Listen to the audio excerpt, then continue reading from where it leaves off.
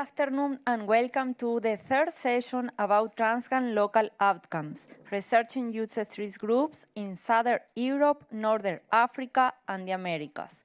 The chair is José Sánchez García, and the participants are Fulvia Márquez, Candy Chévez, Ligia Labiel, William Ross, María Oliver, Juan Mancilla, Paolo Grassi, Rachita Tu, Kamal Bucherf, and Siher Nahar. We ask you to please respect the schedules since at 4:30 is coffee break time. Thank you. Okay, thank you very much, Mariana. And we can to start this first session in the afternoon. I hope that could be more comfortable, more, I don't know, but more easy for the speakers also to, it's a conversation, it's not a real presentation, yeah? We start with the people that coming from Americas. In this case, Ligia Labiel will talk about the youth street groups in Cuba. Please, Ligia.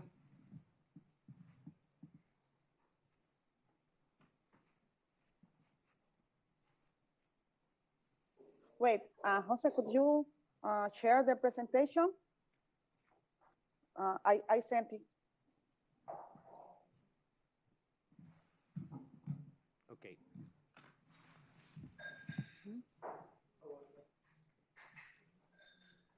¿Se me oye? Sí. It doesn't work here. No escucho bien ahora. Déjame ver. Do you listen us? Ya, sí, Okay. le escucho bien. ¿Puedes compartir la presentación? La tengo, la mandé a tu correo. Para ir pasándola. ¿Puede ser? No, it doesn't work. It doesn't work. This is mine. Okay. Which one is full? No, in the desktop. This is the desktop. Which one? Let me see.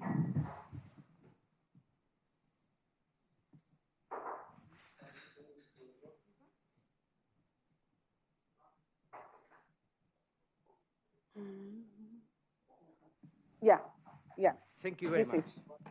Okay, I'm gonna be brief. My paper is, my presentation is gonna be brief. So, Spirit and Defiance, informal groups in Santiago de Cuba. This grading, this presentation reports the finding of 3 years of ethnographic research with 3 informal groups in Santiago de Cuba. West Ferry, a youth urban dance group, and rockers of the 3 generations. The next one, please. Next one. Okay, there. The Cuban social structure cannot be understood at all if informal grouping formed around leisure or crime cannot be included into the analysis. Then, an updated study on youth cultures of any other gathering operating outside the state control is necessary. This has been the topic of our work. The core of this study has been based on Rastas, rockers, and a youth group representative of the private urban dancer movement. Throughout the report, the following topics stand out: organization, identities, imaginaries, practices, relations among them, and relations with institutions.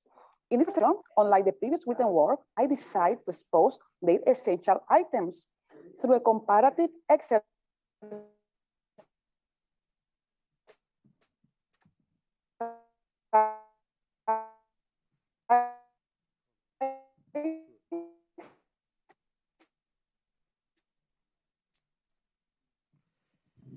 Ligia, we have some problems. Based on the main object. Ligia, we What? have some problems with your connection. It's impossible to No. hear you. No. And see you. Te oigo y te veo perfectamente. Yo no te oigo ni verte, pues te puedo ver, pero oírte no puedo. ¿Quiere que apague la cámara? Casi mejor. Ok, perfecto. Yeah. There? Yes, perfect. Next one slide.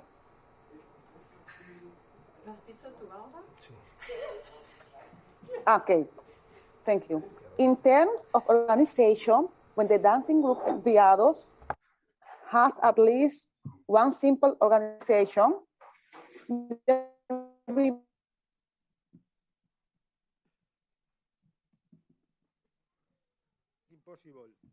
Impossible to follow you.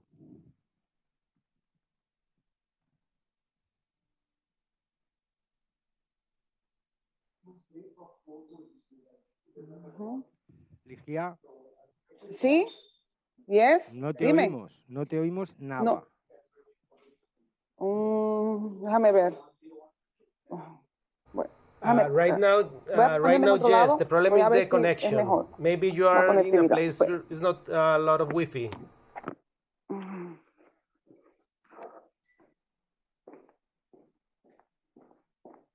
Déjame ver.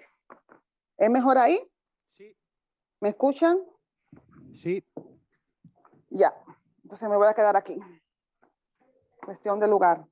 Okay, I'm gonna start in this diapo in terms of organization. Okay, are you listening me, Jose? Is Yes. okay now? Yes. Okay. This was the place. Okay. Well, I have talking about organization of these three groups: Enviados, Rastafarian, and a youth dancing group named a youth dancing group, Enviados and Rockers. Okay. In terms of organization, when the dancing group Enviados has at least one simple organization, the remaining ones exhibit a pretty vague structure.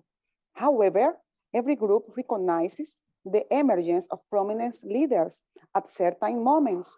Some of them have left Cuba, others remain silent, and others have changed completely their lifestyles. And in this way, they have moved away from the group. Next diapo, please. Next slide. Okay. Still on the topic of organization, it is necessary to address that the dancing group follows strict rules and penalties on the basis of what the movement considers right. Nevertheless, the group's internal rules are maintained.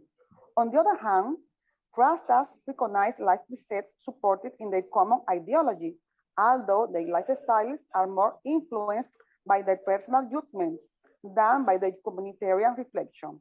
Next slide.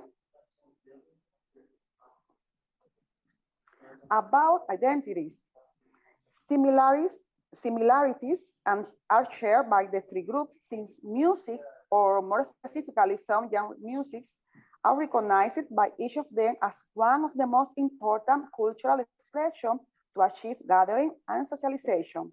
For Rastafari, for instance, music is not the basis for the culture. However, for them, music, especially reggae and nyabingi, is significant in the extent to the music production and its collective consumption open a special space of socialization in which shared spirituality is overflowing. For rockers, music has been the cornerstone that have supported their leisure practices. Meanwhile, for enviados, music allows the primary material to create choreographies. Next slide, please.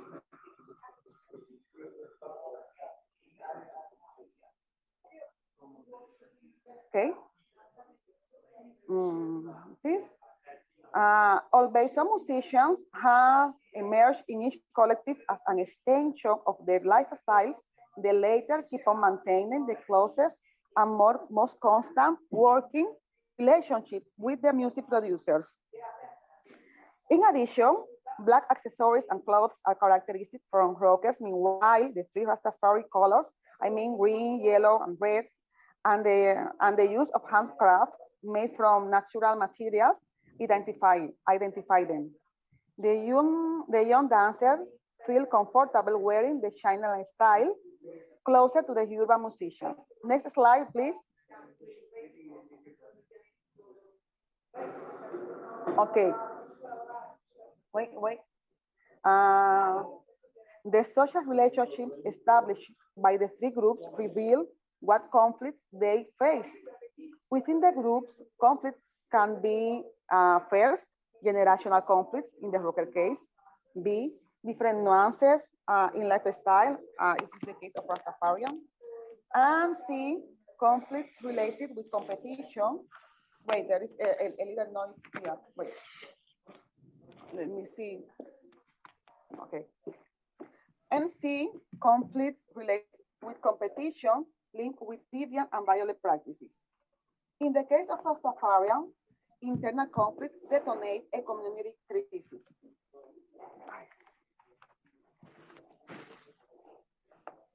Wait. On the other hand, between Rastafari and rockers,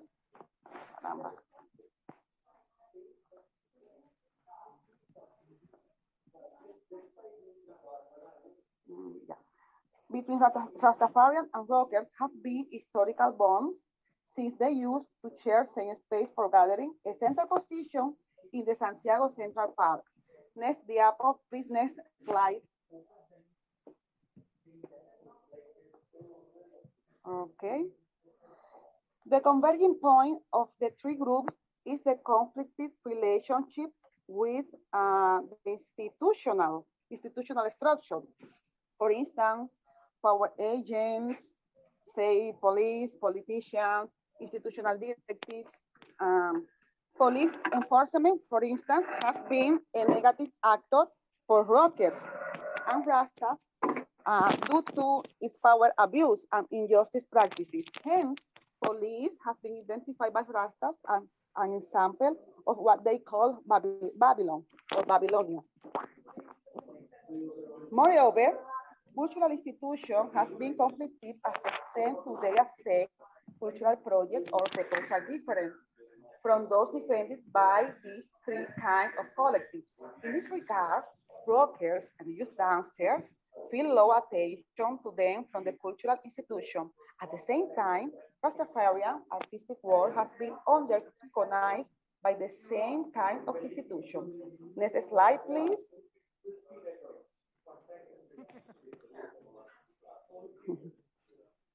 Okay. Respect to imaginaries, a deep difference in ethical thinking between Rastas and youth dancers is a coherent extension to the long distance between youth and adult subjectivity.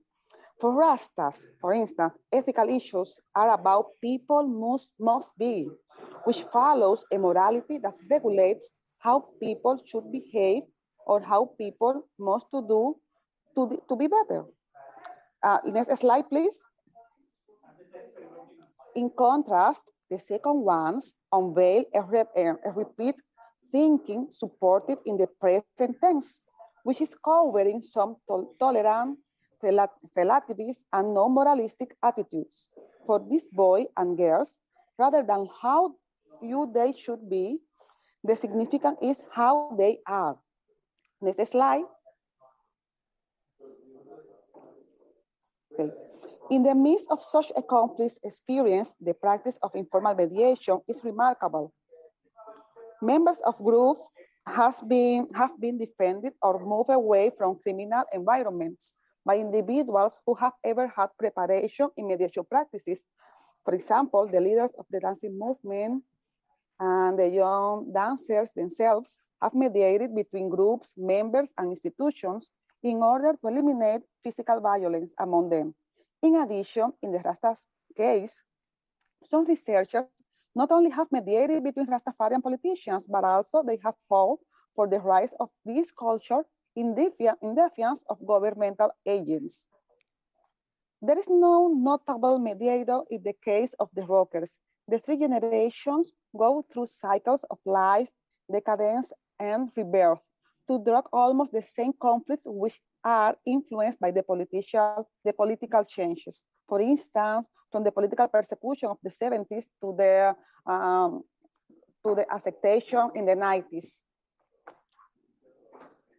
Finally, economic crisis and the historical prejudice have struck the Rasta and rockers lifestyle, essentially for the first one. Next slide, please. This assessment begins to fill the gap in the subcultural field of the eastern part of Cuba. The few researchers about Rastas, for example, were developed almost 10 years ago. Then our examination incorporates new experiences of the subject analyzed in the past. Hence, this research seeks to be a continuum. In general, this present insights open a route to new questions, a deepest analysis of conflict mediation, comparison between groups, new generation of workers, and finally, new social and cultural processes caused by both COVID-19 and the colossal current migration. Okay, the last one, please. This is the last diapo, the last slide, and this is all of my presentation. Thanks to everybody, Jose. Thank you, Ligia. And thank you very much to adjust so much good to the time. Now The time, of yes.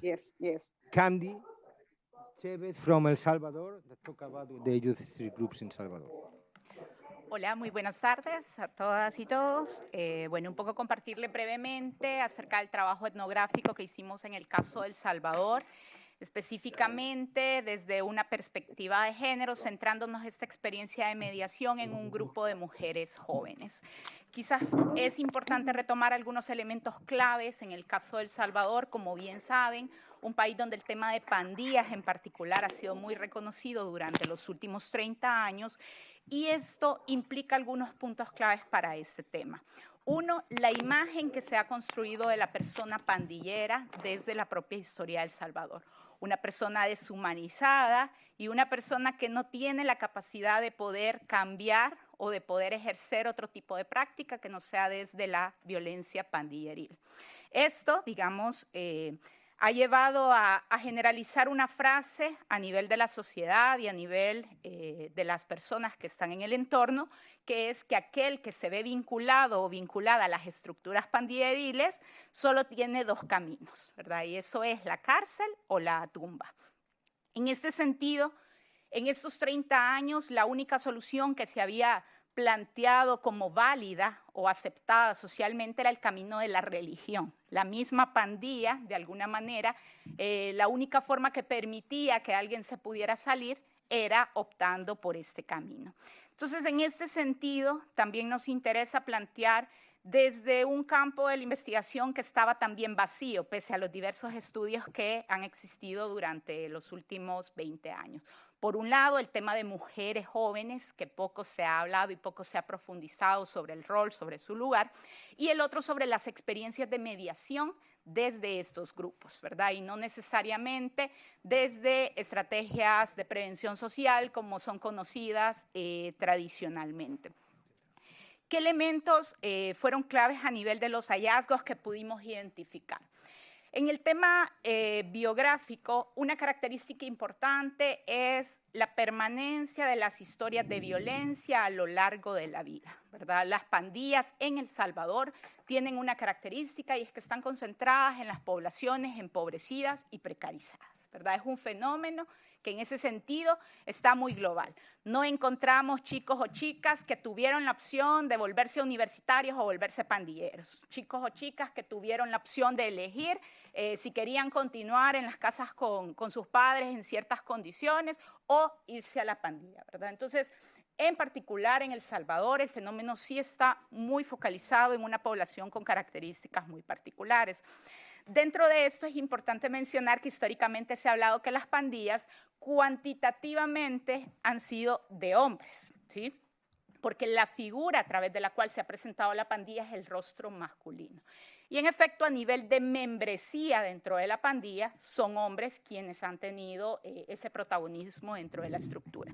Sin embargo, algunos estudios avanzaron en poder identificar que a nivel de la pandilla como estructura social dentro de la sociedad salvadoreña, las mujeres representaban un pilar fundamental para mantener esa estructura, pese a que no tuvieran el mismo protagonismo o la visibilidad que los hombres, y mucho menos que no ocupaban lugares de poder dentro de estas estructuras. Entonces, esto también nos llevó a nosotros a ver o a querernos centrar desde esa experiencia particular de las dinámicas de las mujeres dentro de la organización, ¿verdad? Reconocer que en este sentido la práctica y el lugar que ocupan las mujeres dentro de las pandillas no es que sea exclusiva de la pandilla, es la misma forma en la que la sociedad salvadoreña ve a las mujeres. Y entonces esa misma dinámica, esa misma posición es trasladada a la estructura de la pandilla como tal, solo que se agudiza, se exacerba por las mismas características de violencia y de ejercicio de poder que se dan adentro de la estructura. Tradicionalmente los roles que han utilizado o que han ocupado las mujeres dentro de las pandillas han sido los tradicionales de poder hacer más, el tema de la movilización de la droga, de las armas, de cobrar la extorsión, pero además también del rol del cuidado de los hijos, hijas de la pandilla, de su rol de mujeres también para la pandilla.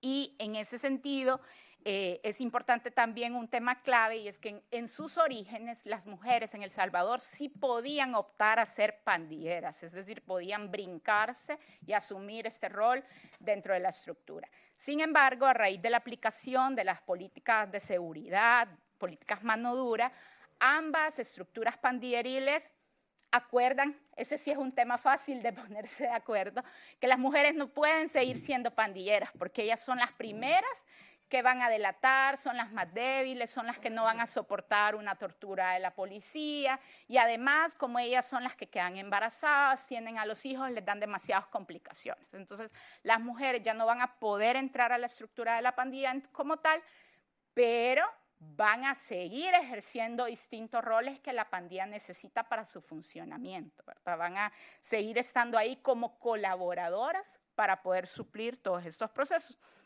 Entonces, este tema, digamos, de violencia dentro de la estructura para nosotros es muy clave porque al final es toda una concepción sobre las mujeres en general y sobre la posición que ocupan.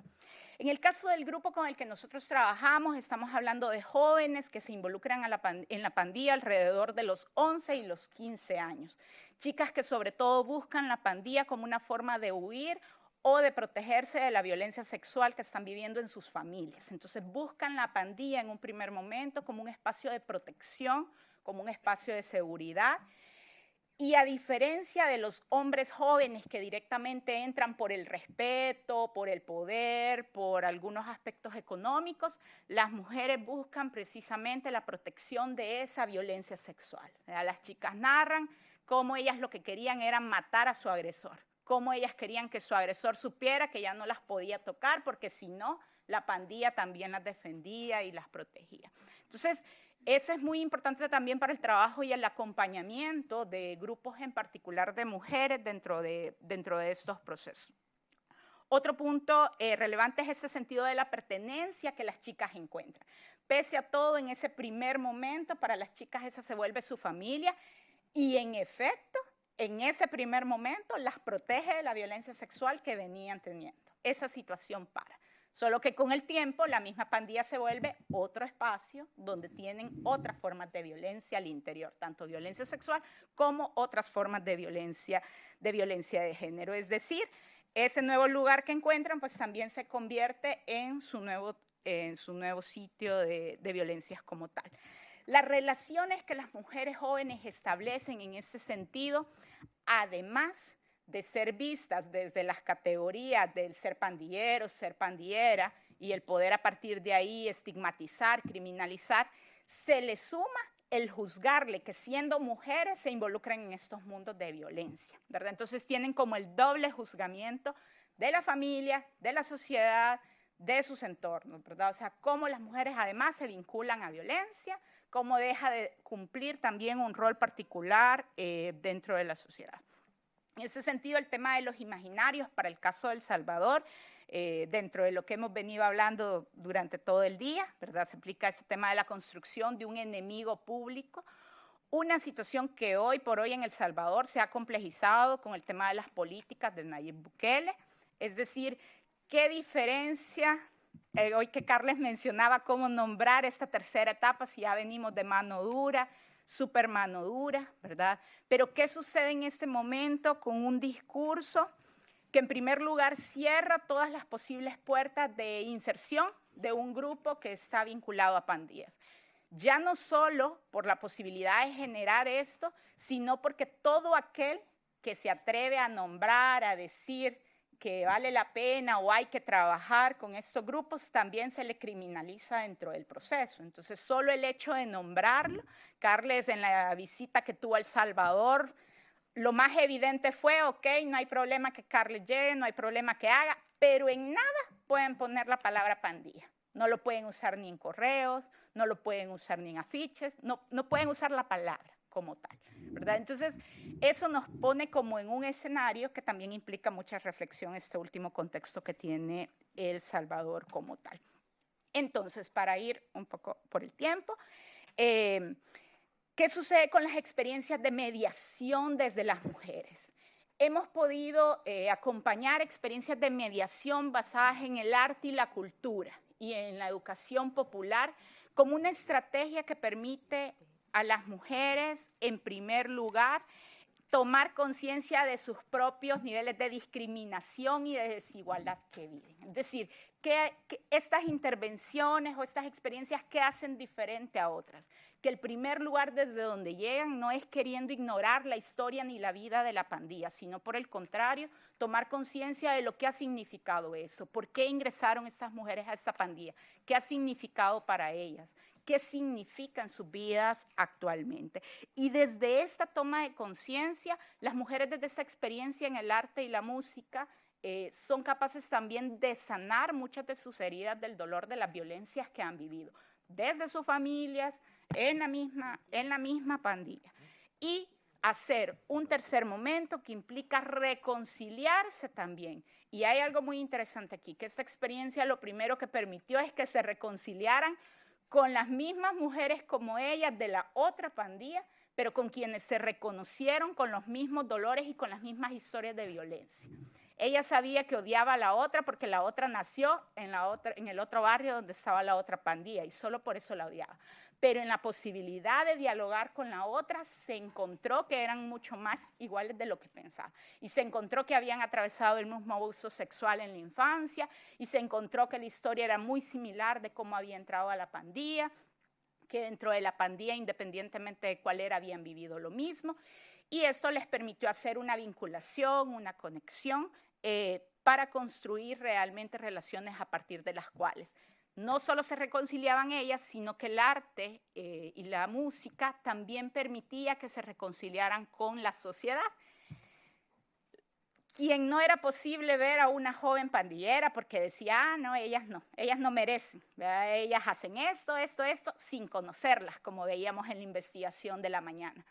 Pero si lo primero que veían era un concierto de estas chicas y las veían tocar antes de saber que habían estado también vinculadas a la pandilla, la imagen de estas personas cambiaba.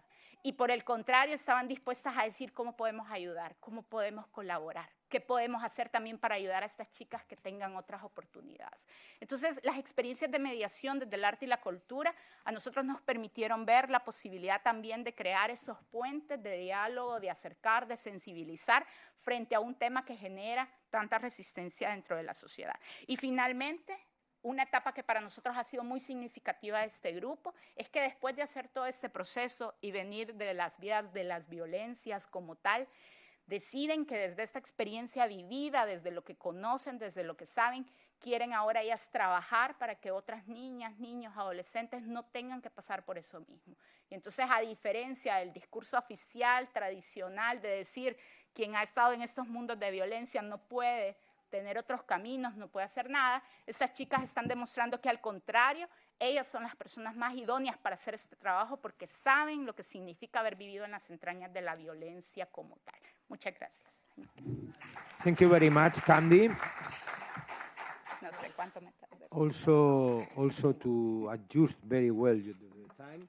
And now we give some 3 minutes or something like this to Maria to explain a little bit what talking about Candy.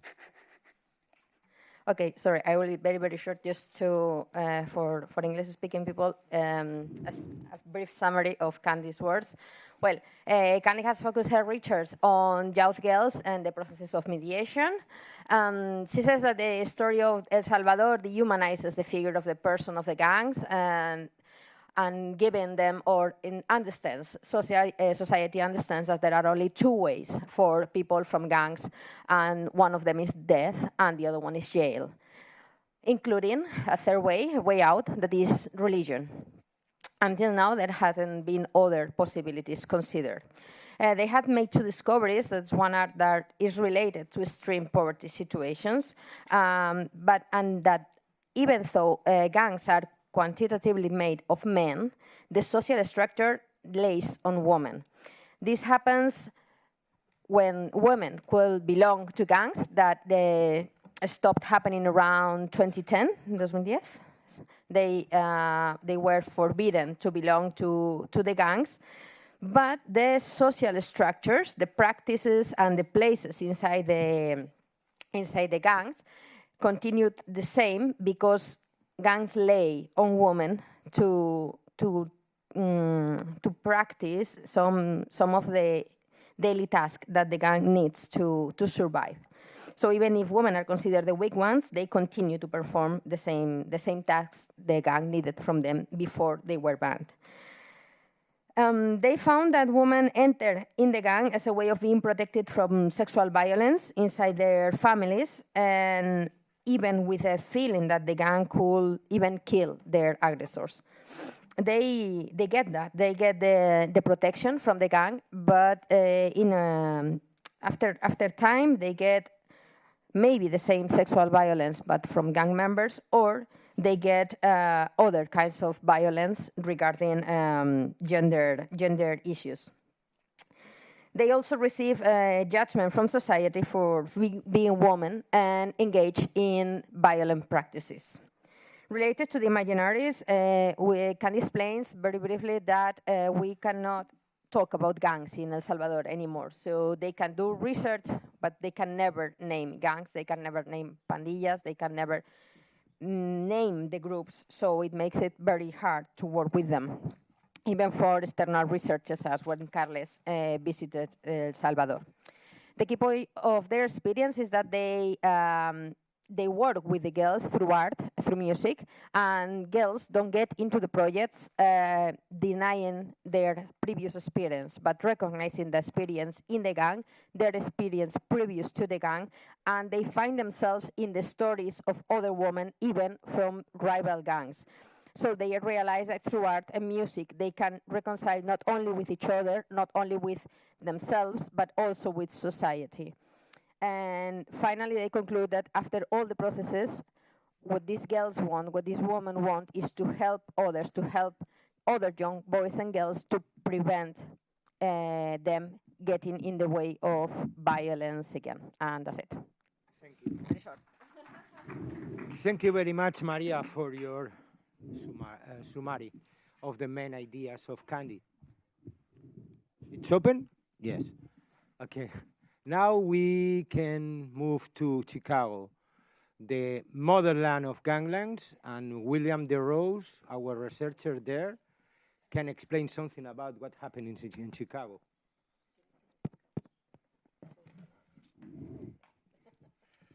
Good afternoon. ¿Me oye? Okay. Ave María, ya empezamos con la tecnología. Like this? There we go. Okay. Good afternoon. Let me start by saying I am a member of the Almighty Latin King and Queen Nation. I say it again, I am a member of the Almighty Latin King and Queen Nation. Not the Latin Kings, not the Latin Kings and Queens, but the Almighty Latin King and Queen Nation. I want us to normalize the organizations using the entirety of their name. Let us show that respect to the organizations. Imagine if you were all invited to this conference and you were simply told a university in Barcelona. Would you have found your way here? Or would you have gone someplace else? Would you like your credentials cut in half? If you study to be a professor of sociology, would you rather just be called a teacher? Or would you want to be a professor of sociology? So let us normalize the usage of the entire name. I am a member, again, of the Almighty Latin King and Queen Nation, but that does not mean that is all that I am. I am a multifaceted individual. We all are multifaceted individuals. There are many things about our lives that go on all the time. My affiliation does not hinder my ability to do research in Chicago. On the contrary, it makes me fluent in the language of being oppressed, judged, marginalized, and criminalized. It is that language that allows me to speak to the community and with the community, not at the community. When one does research on the gangs, especially in Chicago, we need to remember that we are imposing onto the lives of other individuals. We are infusing our presence into their life, and we are an inconvenience at best. We are guests that sometimes forget that that invitation can be revoked. So, when we talk about the gang members in Chicago or the organizations, we're often seeking to put the weight of society's ills on those individuals. We want them to feel as if everything has to be rested on their shoulders.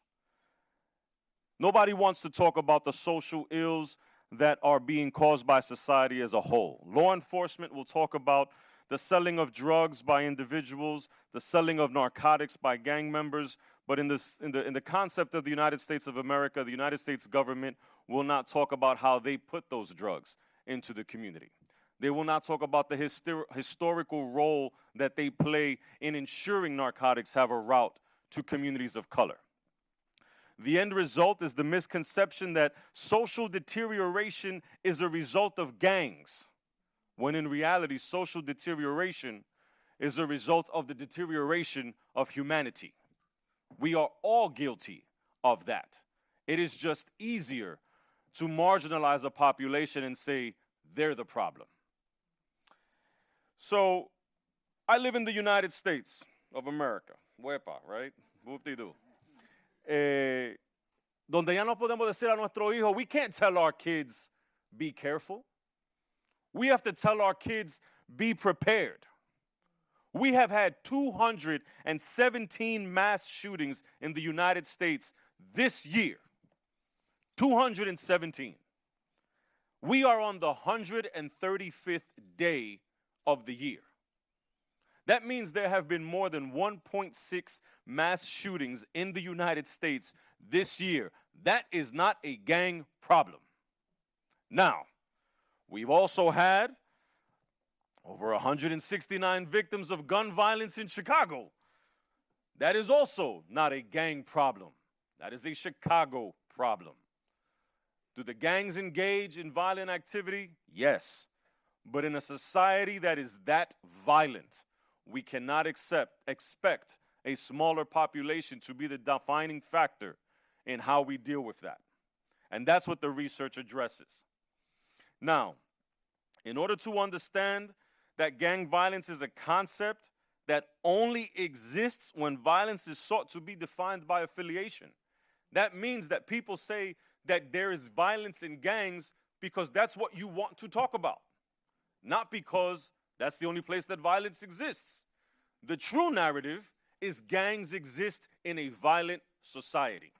As a result, they themselves must engage in violence, but they are not the perpetrators of that violence. It is like the tradition of the quote by David Foster Wallace, who says, "Fish don't know they're in water. There are guns and shootings going on. That is just the norm." Gang members in Chicago view their membership as part of their core existence, in the same vein as breathing. Therefore, again, violence is simply a part of their life because it is a norm in their society. It has little to do with their affiliation. They may reference their affiliation when they engage in an act of violence, no different than a man would reference the fact that he is male before he engaged in a fight. No different. It isn't only the fear that motivates individuals not to speak with others who are outside of the gang. This is something that Carlos referenced earlier with the introduction of Chicago. The permission that was granted at the inception of the project was later pulled. Why was that pulled? It was pulled because there is a history of the lifestyles not being respected, the information not being translated accordingly, taken out of context, being presented in a different light. At the end of the day, gang members no longer want to be looked at as gang members and not members of their community. They are individuals who live in that community who happen to belong to a gang. We don't talk to Christians who belong to Church A and only say, tú eres cristiano porque tú perteneces a esa iglesia. No, tú eres cristiano because you believe in Christ. And that's all we're going to talk about. When it comes to gangs, they don't want to talk about the community. They want to talk about, but you're this and you're that. And they forget that they are also somebody's son, brother, uncle, nephew, father, and above all, your neighbor. How many times have gang members not been accused of being, again, back to the drug problem, the inceptors of narco trafficking issues? I have never met a drug dealer who didn't want to make money. So if your problem is that somebody is selling drugs, maybe you should talk to your neighbor who is doing the drugs. If they were not doing the drugs, there would not be somebody outside selling them the drugs. Okay, so the gang members pulled their consent because they were tired of being looked at out of context. Now, with that being said, we need to also acknowledge that there tends to be a disdain from gang members to the academic community for many things. Again, the context being disregarded, the respect being ignored. But let's peel the onion even further. There is a belief that the academic world is a world that is unobtainable by a gang member. This is a world of riches. To go to school is a first world problem. You have the money to go to school. You have the money to think about bettering yourself. You have the money to anticipate the social mobility that will come to you after you receive a lovely piece of paper that has your name on it with the name of a school. These gang members are not afforded that opportunity. So why would they sell their life for you to better yours? There's a lot of talk about the pandemic. Carlos talked about it. We went through it. And there's talk about how it affected our ability to do the research. Again, I challenge us all to step down from the pedestal of being researchers and recognize, can you imagine being quarantined to a home that you left because you were being abused? Imagine being quarantined to a space that was not safe for you. Of course there's videos on YouTube. What the hell else are they gonna do? They couldn't get a job. We live in a time where people can make a video of nonsense and become millionaires. Social media is tainted. It could no longer serve as a reference to our life because it's make-believe. And these individuals had no choice but to live that pandemic in a way where masks were instituted as a law. You could not go to the store without a mask. Everybody knew that. Imagino que aquí también tenía que usar mascarilla, ¿no? Para nuestra compañera en Cuba era Nazabusco. No sé dónde carajo sacaron esa palabra, pero eso es lo que dice en Cuba. So you had to wear a mask. Except if you were black or brown, then you couldn't enter the store with the mask because you were probably going to rob the store. Think about that.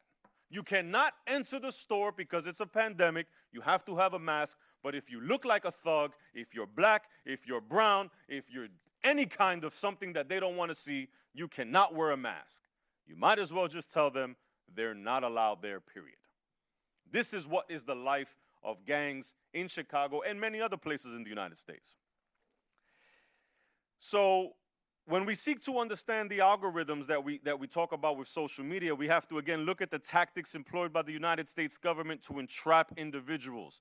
The United States government has a history of posing as informants, gang members. They incite violence. This has been proven time and time again. So you think you're reading something that a gang member wrote, and you didn't. It was an AI that they called it, or it was an algorithm that the United States government uses. Law enforcement is notorious for entrapping individuals who are in gangs to incite violence so that they can then meet a quota of arrests that are needed. We speak of stakeholders, organizations that receive funding to engage in harm reduction practices. Harm reduction practices have become little more in Chicago than ways to throw money to appease guilt. They ultimately sit down and say, you know what? I really feel bad that you guys are poor, so I'm going to put some money there, and maybe you guys won't kill each other today. And the gang members suffer from that. You have organizations like Ceasefire, which started in Chicago. Ceasefire employed, allegedly, ex-gang members to prevent future acts of violence. What they did was employ individuals, again, back into the United States. Trump, we just got to say it, right? We'll all wash our mouths later. Trump was the president. Pero como quiera, they call him what? President Trump. Obama era presidente. Como quiera, le llaman ¿qué? Presidente Obama, aunque no es el presidente de hoy. So el oficial de un, oh my, wrong language. So the leader of a gang, who was the leader of a gang before, no longer is the leader, but is still recognized as what? Someone who was a leader in that gang. Someone who has clout and power in that gang. And so the way the money was manipulated in Chicago was very simple. Hey, we are having a conference at the UPF today. We need no violence at UPF.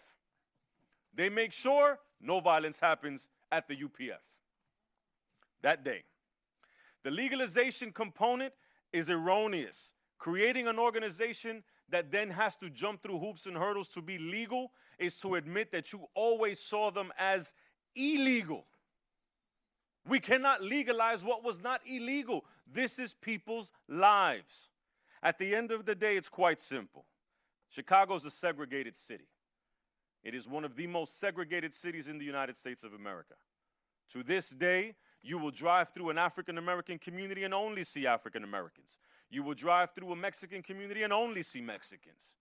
That's not a gang problem. The gangs exist in that narrative. When we publish findings on research, the academic community needs to be clear. We are doing one of two things: perpetrating stereotypes or expanding misinformation. Because if we do anything other than that, it's to let people tell their own story. When all is said and done, gangs in Chicago exist because gangs in Chicago exist. It's that simple. It's no different than we walked in here today, we were given a bag, it said Gangland. A book, it said Gangland. A pen, it said Gangland. No me dieron una camiseta. Si yo veo a alguien con una camiseta, me voy a fumar un lío. But there was all this propaganda, but yet we're not a gang. We sat in a different place in the lunchroom. We have different access to this building than everybody else, but we're not a gang. It's ironic, isn't it? That's it.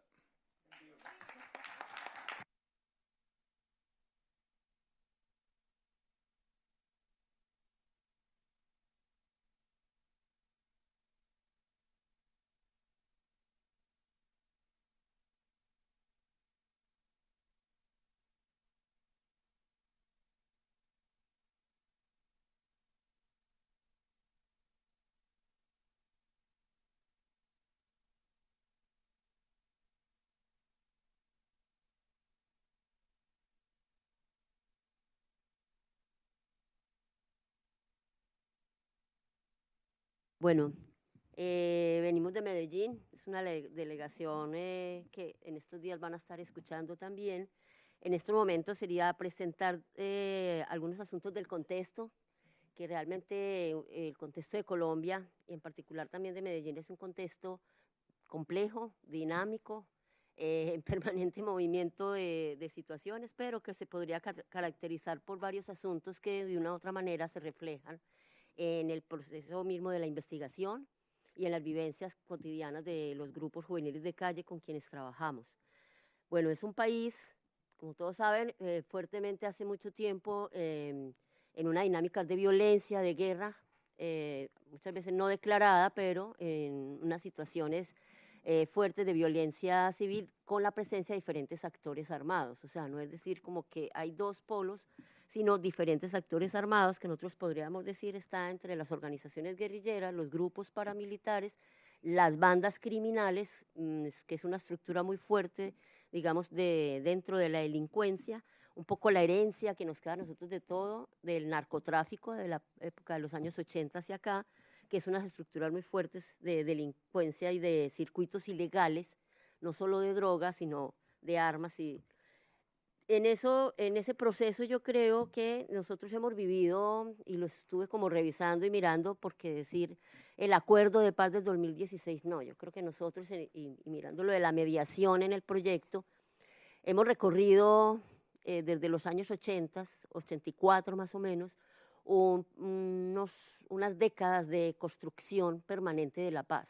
O sea, de construcción permanente de la paz, es decir, que por voluntad de los grupos guerrilleros, por voluntad de grupos armados, se inician con el estado de acuerdos o al contrario, el Estado convoca procesos de paz que la mayoría de las veces pues, han tenido, digamos, sus fracasos, algunos, digamos, con procesos muy interesantes, diría yo, pues el del M-19, que hasta hoy ya tenemos, digamos, un presidente que sale de ese proceso de negociación y de paz.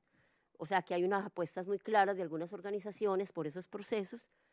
Hay procesos, digamos, muy locales, muy regionales también, en procesos de paz en ese contexto, con bandas juveniles, muy, digamos, de barrios, de zonas, pero también con grupos paramilitares que casi en el 2004, luego de la Operación Orión que pasa que ahorita, y luego hablamos un poco más de eso, que es una operación militar que pasa precisamente en la Comuna 13, se da un acuerdo con grupos paramilitares, ¿cierto? Pero esto, como nos decía también algunos de los profesionales que entrevistamos, son procesos que realmente son falsos en el sentido de que no hay una entrega total de armas y lo que se hace es una reagrupación y un nombramiento diferente, digamos, de estos grupos, sobre todo en la ciudad de Medellín.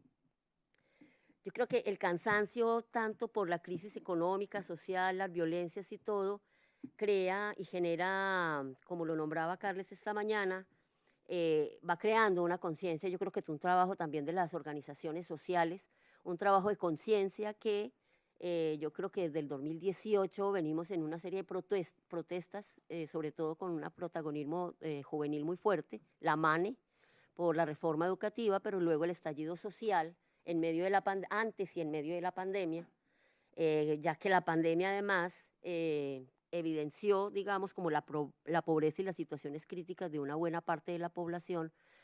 Hablo por Medellín, pero eso fue en todo Colombia, donde decíamos los trapos rojos en las esquinas daban cuenta de la necesidad y de la demanda que tenía una serie de población por el alimento, digamos, y el solucionar cosas básicas.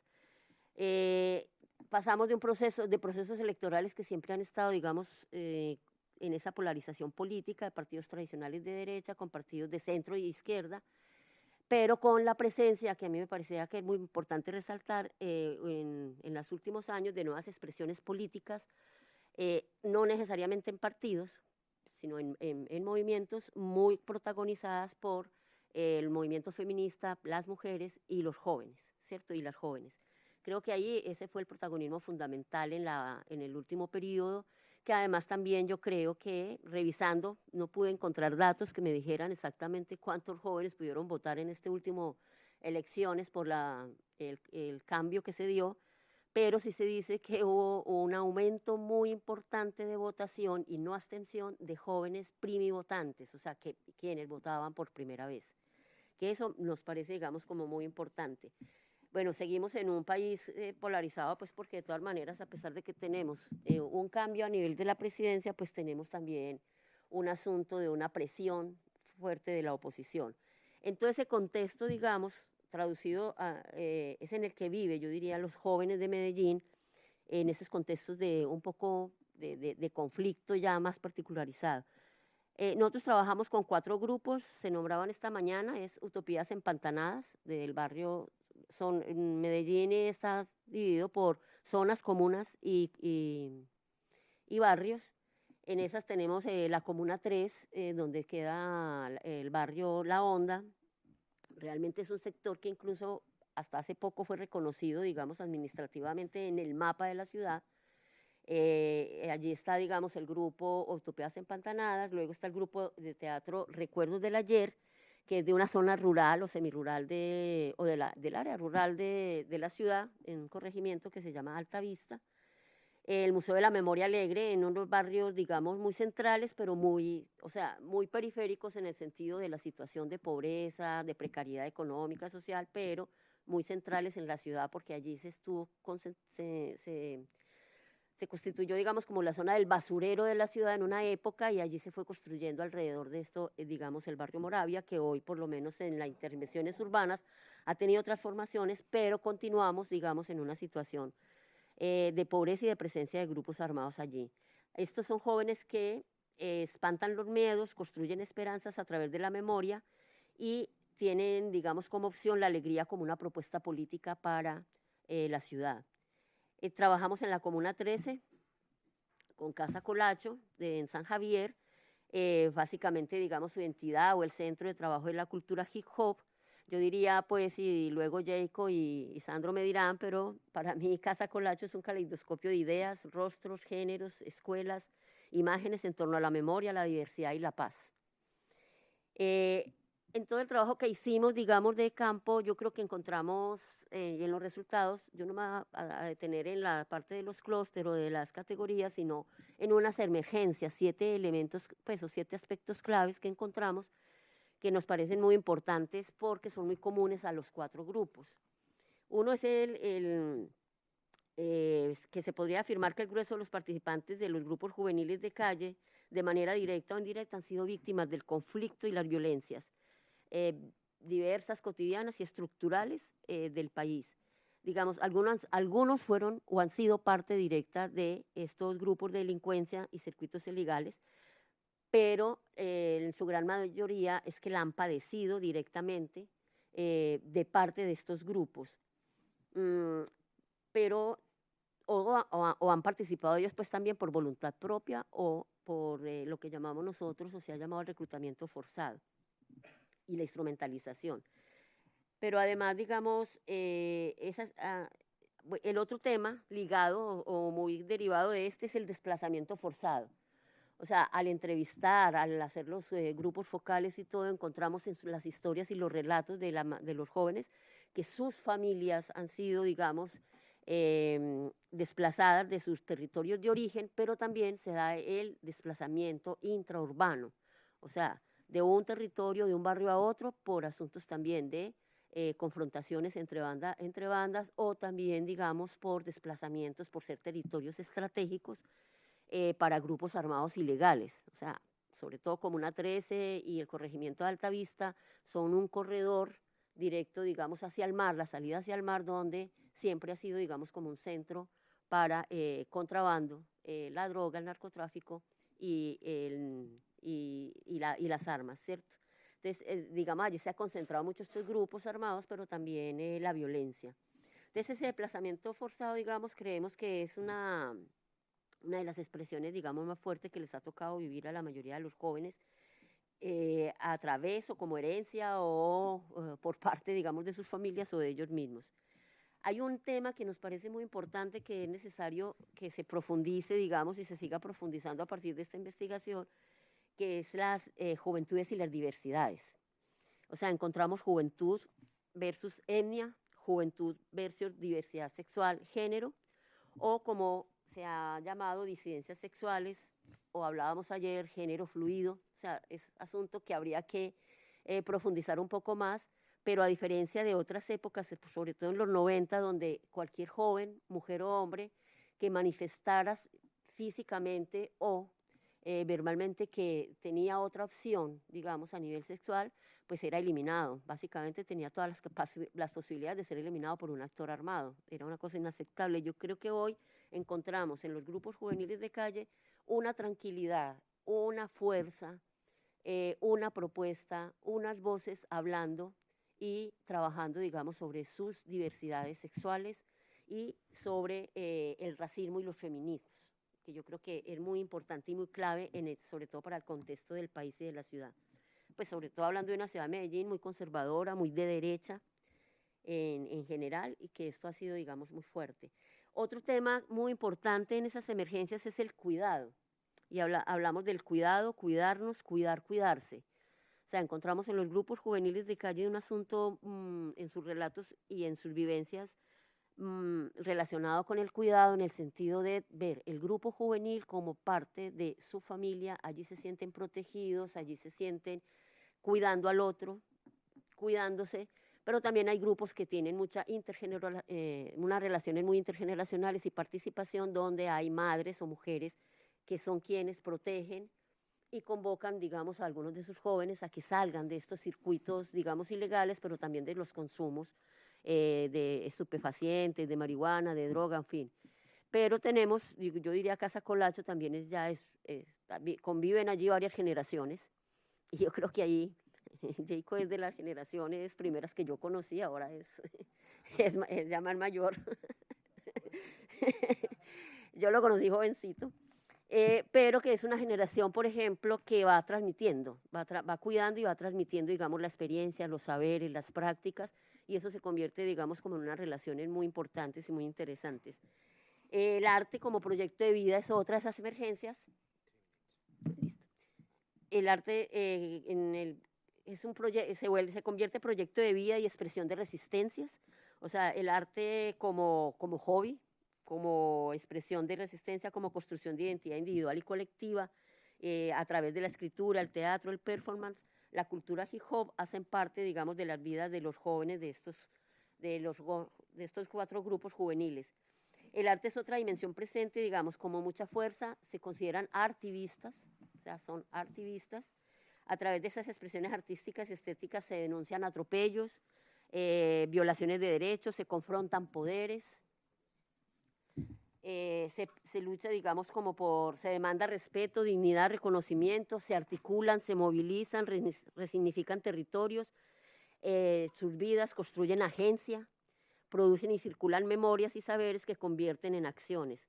El arte es una clave de identidad fundamental, sobre todo la música, que encuentra diferentes medios y procesos y causas para, digamos, desarrollarse.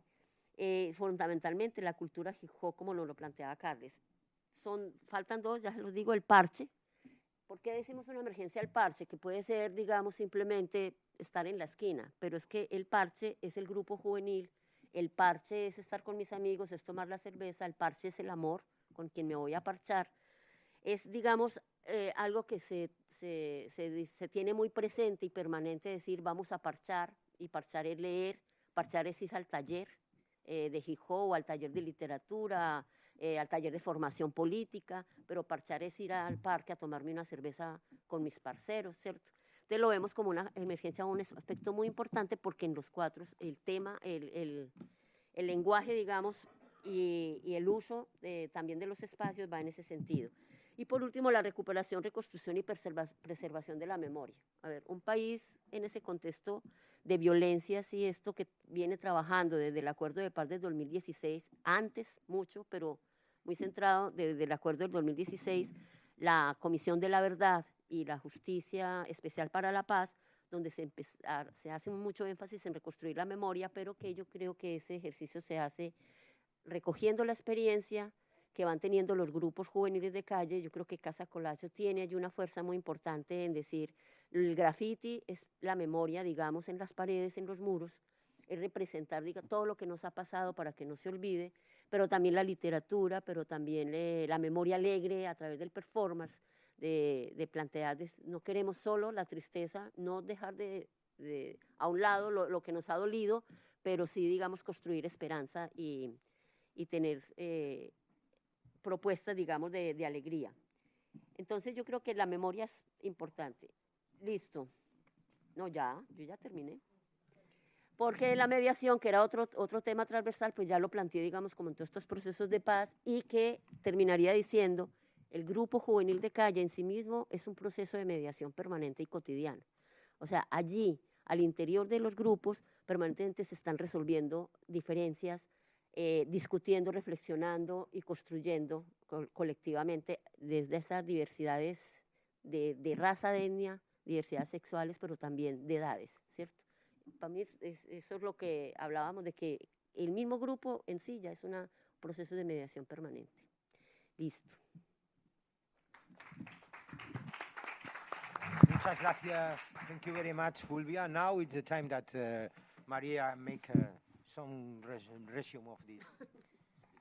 Sorry, again, very quick summary. Okay, Fulvia gives us the context of the Colombian society as a complex and dynamic, and it reflects in the everyday life of gang members. She explains that there are different armed groups, heritage of narco-traffic and war, and from the 90s they have been living in peace processes with more or less success, and they have also have their mirror in small and local processes, for example, with gangs. She explains the example of how Comuna 13 started to get into mediation processes with gangs after Orion operation, for example. After 2008, there have been several social processes related to social justice, and more recently, some of them have been led by young movements and the feminist movement. She explains that they have seven key aspects in the research. Just to summarize very fast, that they have realized that the majority of members have been victims of violent conflicts, and in some cases they have been performers of violence, but mainly they have been victims. They are also victims of forced migrations, like it means that their families have been forced to move out of their houses, out of their towns, out of their cities, even if they haven't moved from the same country because of violent processes in their hometowns. She also explains that youth street groups host sexual, ethnic, and in general gender diversities, that the groups take care of each other as a form of relation, and they take care practices that go from take care of themselves to take care of each other, and also an intergenerational care from old members to young members, and also focused on mothers who try to prevent young people from entering, for example, drugs or violence processes. They use art as a life project and also as an expression of resistance. They consider art as a way of life. She gets the concept of parche, like parche is like the corner where they meet, but they also use parche as the way of talking about their relationship with people they care about. And they can be reading together, having a beer together, or going painting together. Just means parche is like the expression of that relationships within the gang. She also explains about the recovery and reconstruction of memory, how it is related to peace processes. So also, Youth Street Group members vindicate graffiti as one way of memory building. Finally, she explains that Youth Street Groups are a mediation process themselves, because they are mediating questions related not only to violence, but also related to gender and also intergenerational processes of mediation. And more or less, that is the summary, okay? There you go. Thank you very much, Maria. So we can change our continent, our Transgan area, and we can to start the European trip with Marcel. Juan Camilo is there? Connected, Juan Camilo Mansilla. José. Hola, ¿qué tal? ¿Me oyes? Ahora, ¿qué tal? José, ¿puede empezar alguien mientras organizo aquí el computador, la presentación? Muy bien. Pues María, adelante. Te ha tocado. Te ha tocado. No me deja ni respirar después de...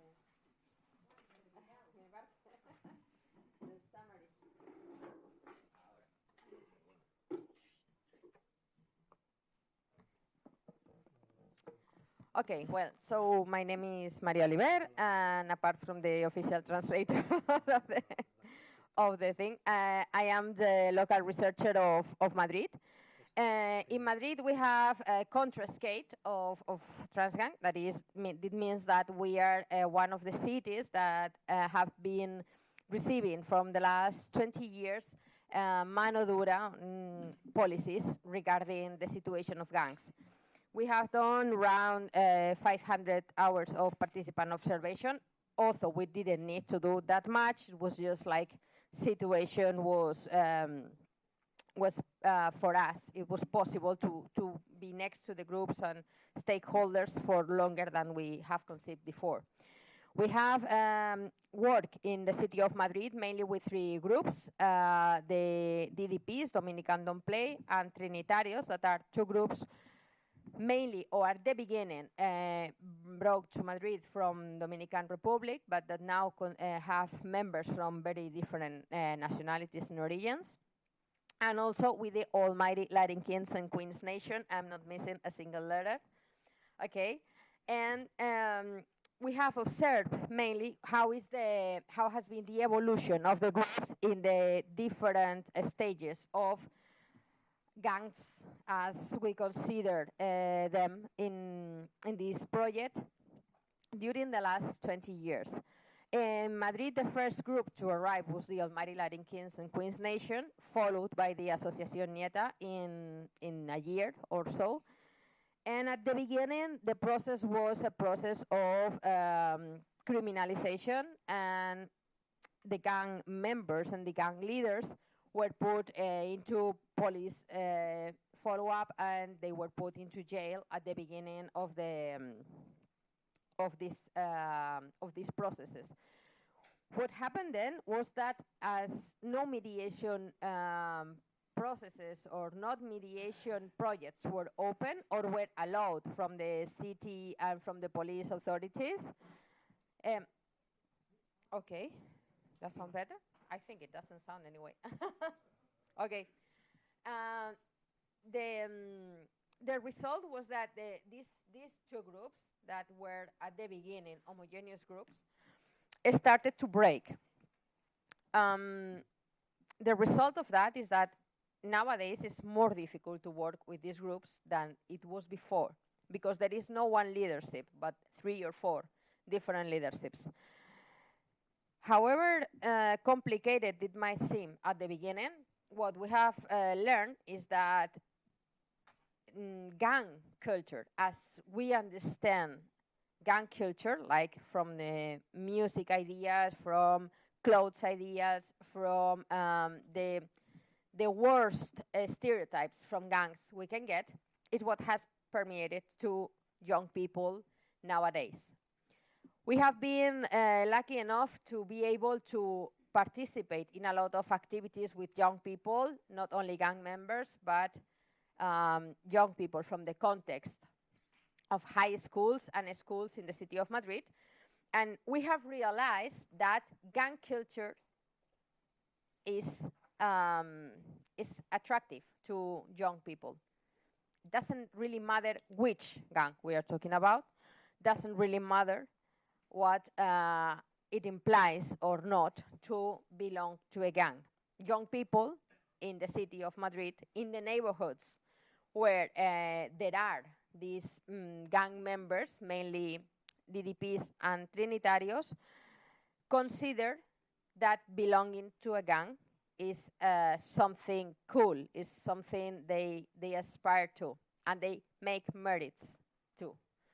They try to belong to a gang, or they try to show that they relate to a gang in a way or another. We have found kids as young as 11 or 12 years old trying to show sympathy for a gang the same way as you will show sympathy for a football team or for a music group. And as some people will wear a Rolling Stone t-shirt, young people not even in high schools, but in schools, we are talking about kids around 10 to 12 years old, are showing the colors they consider are from one gang or the other. They are trying to show that they are friends with gang members older than them, and they are even offering to become, I would say, soldiers, even I don't like the word too much, for the gang. They are making merits to belong to a gang. And as William said before, I consider this is not a gang problem. This is a cultural problem. This is a social problem. As a woman, I am usually asked about sexual violence with gangs. And the same, and now I will join both things, as William said, it's not a gang problem. Sexual violence is not a gang problem either. Although, of course, gang members are performing sexual violence against women. Exactly the same that happens outside gangs. In Spain, we are having a terrible growth of cases of sexual violence against young women performed by young men or young boys, young adults. This is not only a gang problem, but it's a gang problem that comes from a social problem.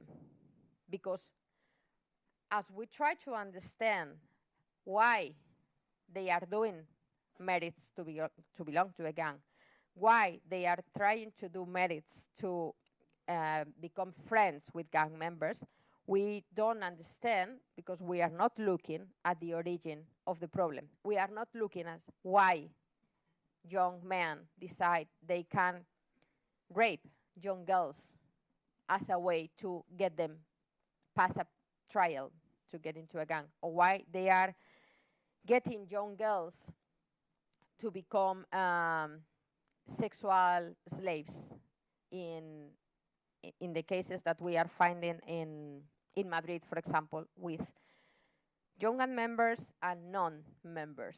So violence problem in Madrid, or sexual violence problem in Madrid, that is the case I study, are usually pointed as gang problems, but they are the youth problem.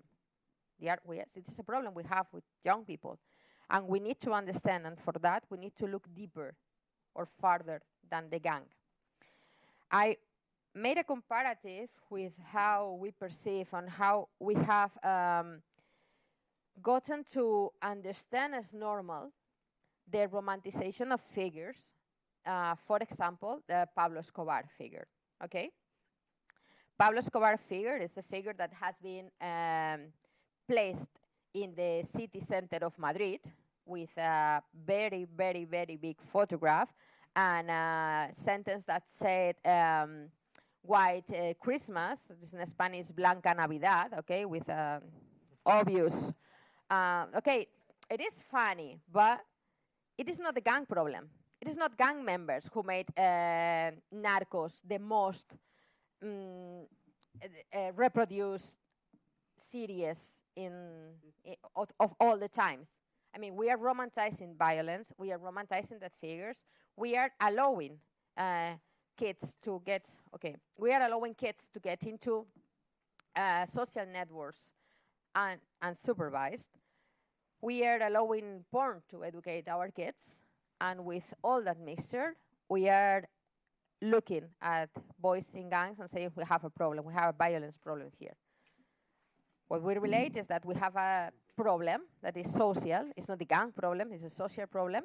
And depending on several structures of power, of economics, and of society in general, we deal with them in one way or another. Kids are poor, there is a gang problem.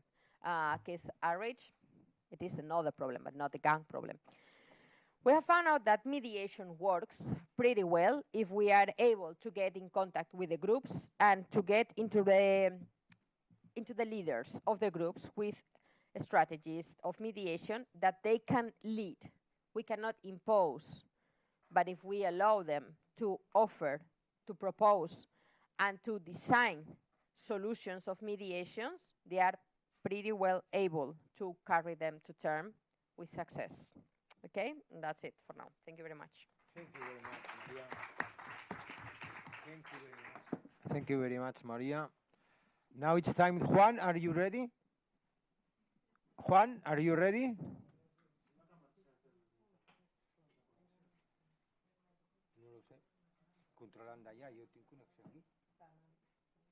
Okay. Perfect, Juan. It's your time. Okay, it's okay with video and sound? All is okay. Thank you very much. Okay. Okay, hello everybody. I am very happy to connect, not in Barcelona, but at the end of this project, and just few words to Jose and Carles and Nele on all the UPF team for all the support of this year. Today I want just to share some ideas of my project in Marsella. I want to share with you some pictures because I think could be very interesting to see what looks Marsella these last 2 years. So I want to try to share my screen. Let me know if it's okay for you. It's okay. Okay. So I want to show you some picture about Marsella. So this is downtown Marsella. The main problem in this project for Marsella was to show what kind of young people we want to study, we want to share with. So in Marsella, in my point of view and in the practice, in the field, there are not this kind of gang like in Chicago, like maybe in Barcelona. So for us, the main challenge was to limit this kind of groups in Marsella. So it's not about religious, because Marsella has a very big migration flows from North Africa. It's not about different economic neighborhoods, but it's more about what young people are doing in local territories. So this one is the first result. The first observation was this glocalization. It's mean young people are acting in their neighborhoods, but also with internet, with video clips, with music, they have access to a more larger culture. So I want to try. Okay, this is the migration street and migrants in Marsella. So this is very common in the last years in Marseille. This was just after the lockdown for 2020. There are some buildings in the downtown for people from Africa that looking for housing. And downtown is very popular. There are many communities. There are outside markets. So maybe some colleagues from North Africa can see some similarities with their countries. So there are many people from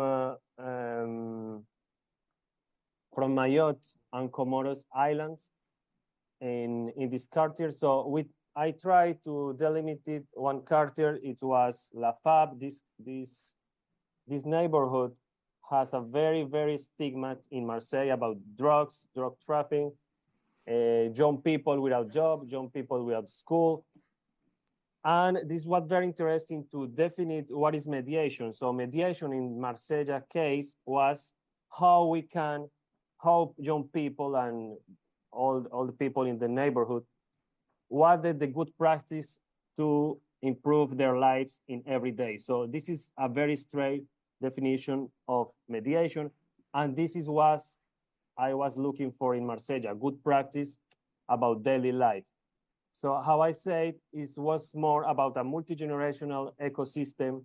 What about young people, with educators, with social workers, with police, but not about one single group.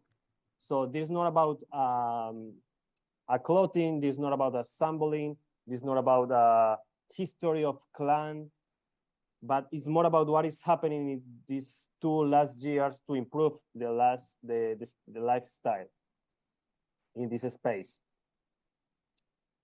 It was a most of phenomenological approach. It's mean understand the experience of young people using interviews, qualitative interviews, using focus group, and try to understand how these young people perceive the territory, perceive this good practice. And when I said good practice, and a very clear example is soccer, basketball, cleaning the streets. So in Marsella, the particularity is we have many associations in the field work that is financing by state. So it's a kind of delegation that French government give to people on the field. And these people on the field try to define what is the policies to manage this money, to the problems in the daily life. So it was in the third arrondissement of Marseille. This is the close to this downtown, but is the entrance to the north neighborhoods. The north neighborhoods in Marseille are very stigmatized about drug trafficking in the Parisian journals, for example. This is the third district in Marseille. We lost your presentation. Is what about associative work? We lost your presentation. Okay. Okay. This is about a kind of network of association in the field work. Association that, of course, they have many kind of relationships. Sometimes they collaborate. Sometimes it's a kind of competition for this funding. But in any way, they try to exist in every neighborhood. So young people are invited to join this kind of association. And sometimes it's young people by themselves that are creating this association. For example, one of the young that participate in the study create an association to help other young people to express themselves in public space. So this kind of skills are very important. He said to me, this is very important to young people from neighborhoods to take the words and to try to express themselves what is the problem, and not only leave this role to researchers, to politicians, to police, etc., but themselves try to understand how to express the ideas by themselves. This is one example. This is very, very, very clear to express that in Marsella, it was not about the organization of a gang. It's not about how the structure of the gang, how is this history, what is the biography of that, but it was more about the relationships between the family, between the other neighborhoods, the self-representation, the imaginaries. So this was more about the project was. And I want to finish with that, so we can have some more time to share ideas, is the hybrid space. So even if we have a very clear logic on neighborhoods, so if you ask these young people, where are you from? The first answer is, I am from Marseille. After, because many of them come from Algeria and Tunis, for example. The second answer is, I am from Algeria. And the third one is, I am French. So French, the French nationality comes in the last one. This is very important because it's a kind of answer to this kind of stigmatization from people coming from Africa and is studying in Marseille.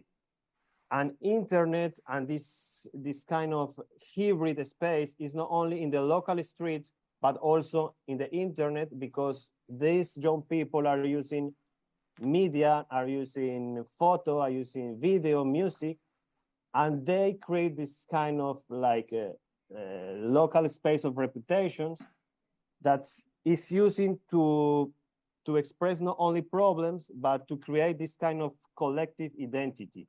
This collective identity is moving all the time, is not fixed, and to try to study this collective identity, we need to emerge not only in local street, but also in what young people are producing today on internet, on music, on lifestyle. And internet facilitates this kind of extraterritoriality action of young people. What is called is this hyperlocal identity.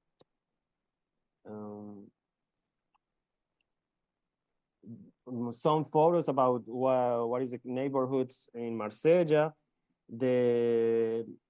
Down at the right, you have one action of young people to clean the streets. You have some street art to improve the space in everyday life. So there are sport, there are culture, there are association, and the relationship between young people and adults is very special in Marseille. For example, we understand, I was understanding that young people has, like an example, the last generation, not because they want to do the same thing, but it's sometimes there are a good example of people that today they have 40s or 50s years old. Today, there are a coach of soccer, they have their own associations. So this is kind of example young people are looking with respect, but that doesn't mean that they are following a kind of, are kind of, I don't know how to say, but it's not just follow rules about what our generations say, but it's more about how the neighborhood is building. And it's very related with the Maghrebian culture, where family is not only about father, mother, and daughters and sons, but it's more about, it's a larger family. A larger family, if you suppose you consider this person like your family, you have respect for these persons. And in Marsella, this kind of larger family exists, and the old generation are taking, there are more and more separation between generations, but it's still very important in the streets in Marseille. Excuse me, Juan, 2 minutes. I think this is the big, Juan, yes, 2 minutes. This is what I want to share with you today. It was okay. This is what almost I want to say today for you. Thank you very much. Thank you very much, Juan.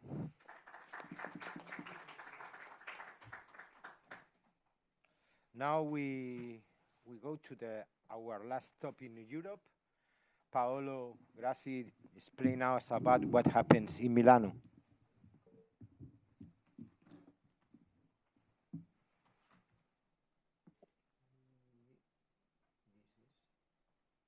Yes.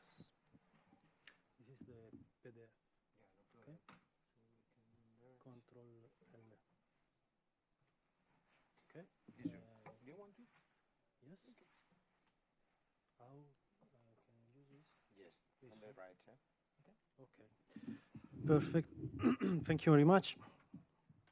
I will take 10 minutes if I can. So, Gangs of Milan, where are you? This could be my very non-academic and desperate question that has guided my research since January 2019 within the TRANSGANG project.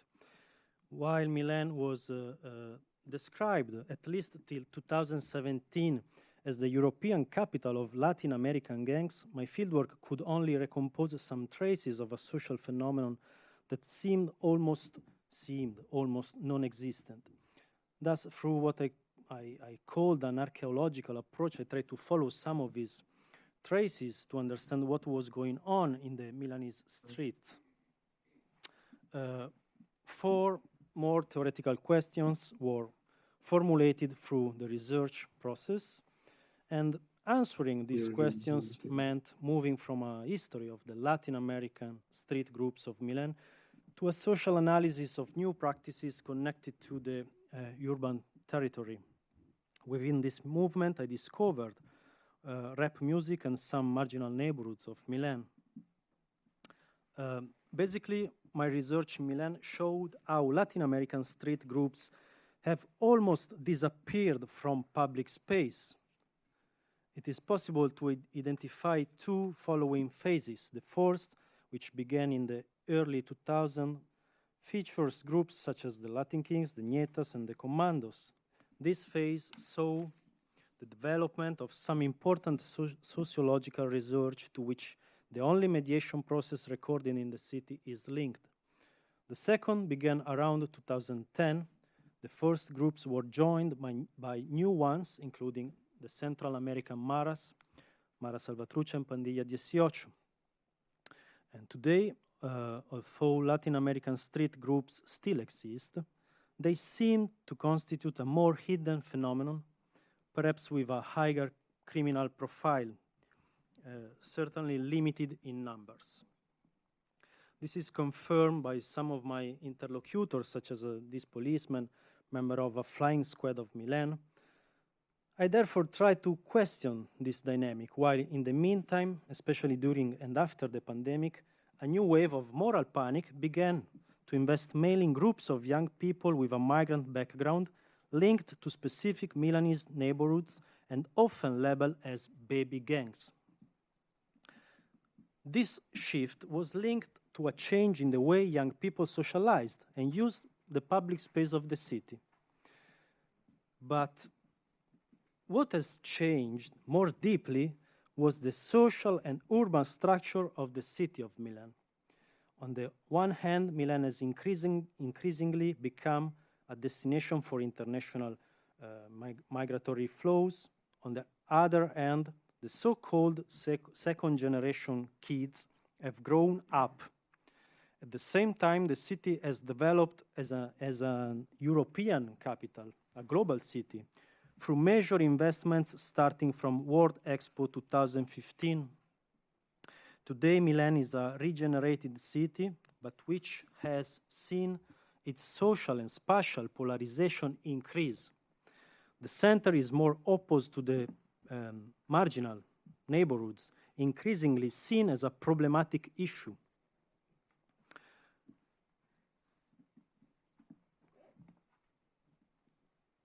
This is a social worker who told me something about how the juvenile socialization in the city was not seen just as a problem. So actually, within this context, some newspaper articles started to use the term gang to refer to a new phenomenon. In some marginal neighborhoods, groups of male youngsters began to come together, sometimes using rap as a form of artistic expression. Occasionally, they also named themselves as gangs.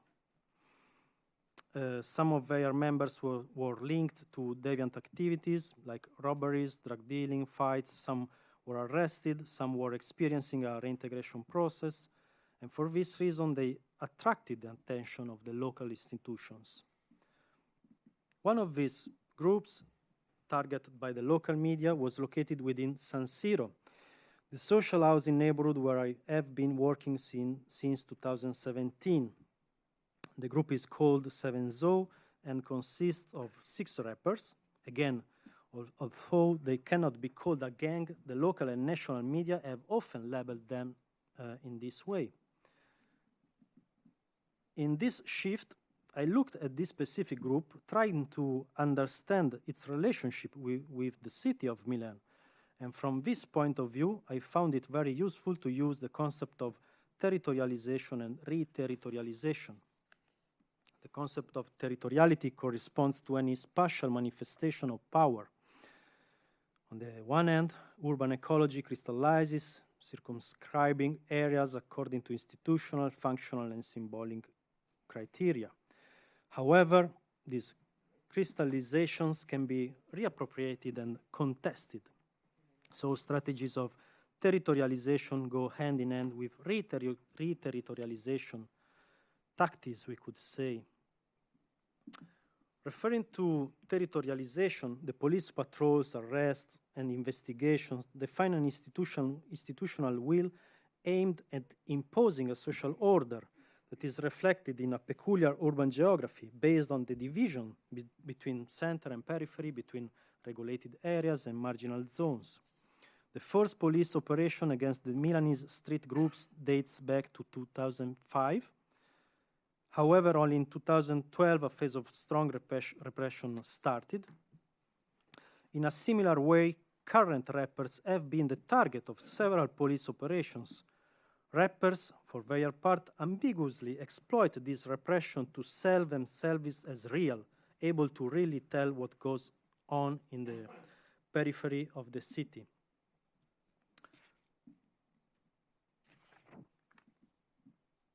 Referring to re-territorialization, all the new youth groups show a different grasp on the city.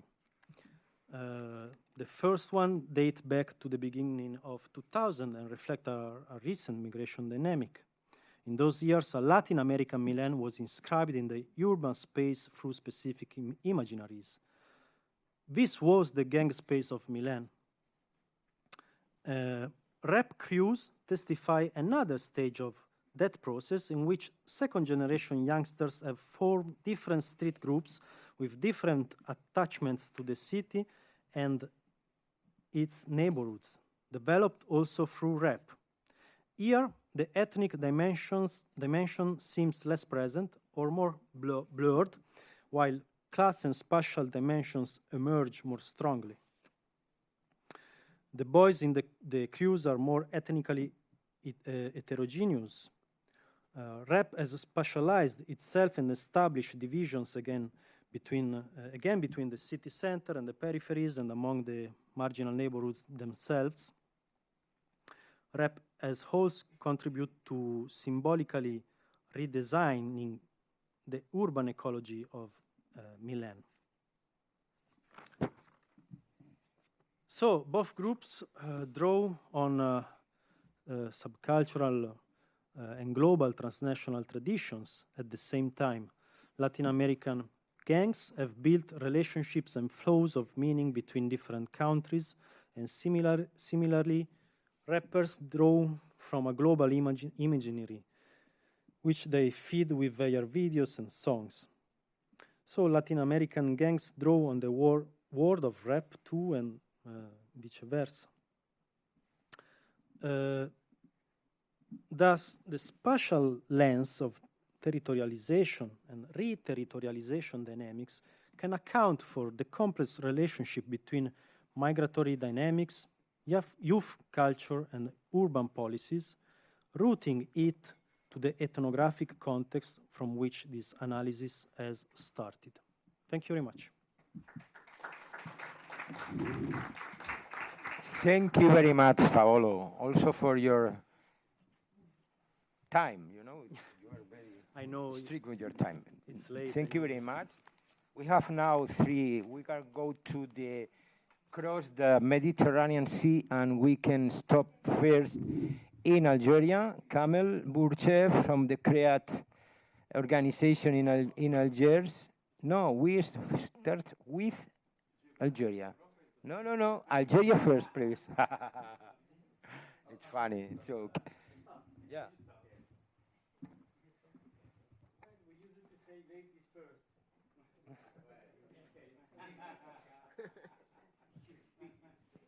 All right. Wait a minute.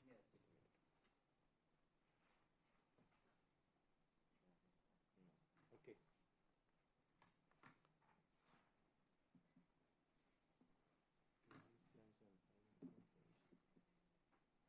Okay.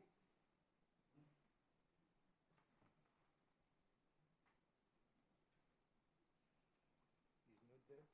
Okay. Yes. I'd like to present two cases, if I can. Otherwise, I have no enough time to just present one case of street groups, youth street groups in Algeria called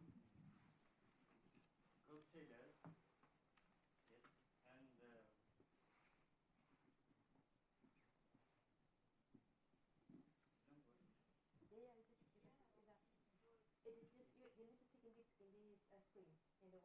one. Yeah. You can see it in there.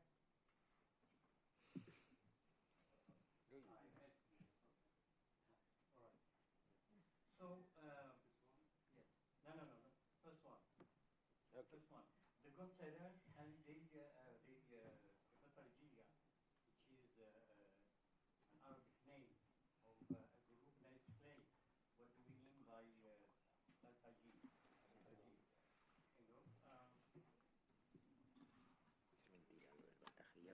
Thank you. Thank you. So, no, yes. I start with the Batargia group. It was born in around 2000. It is made of 15 to 20 people, and which is very important is to see the way it is structured. And we are going to see maybe comfort the idea of our friend from Marseille, who said that the example of the gangs from Chicago or Barcelona or something has nothing to do with the way our cases, our street groups are organized. In this case, the Batargia group is made of 3 crowns. The main people, the young people, is the core.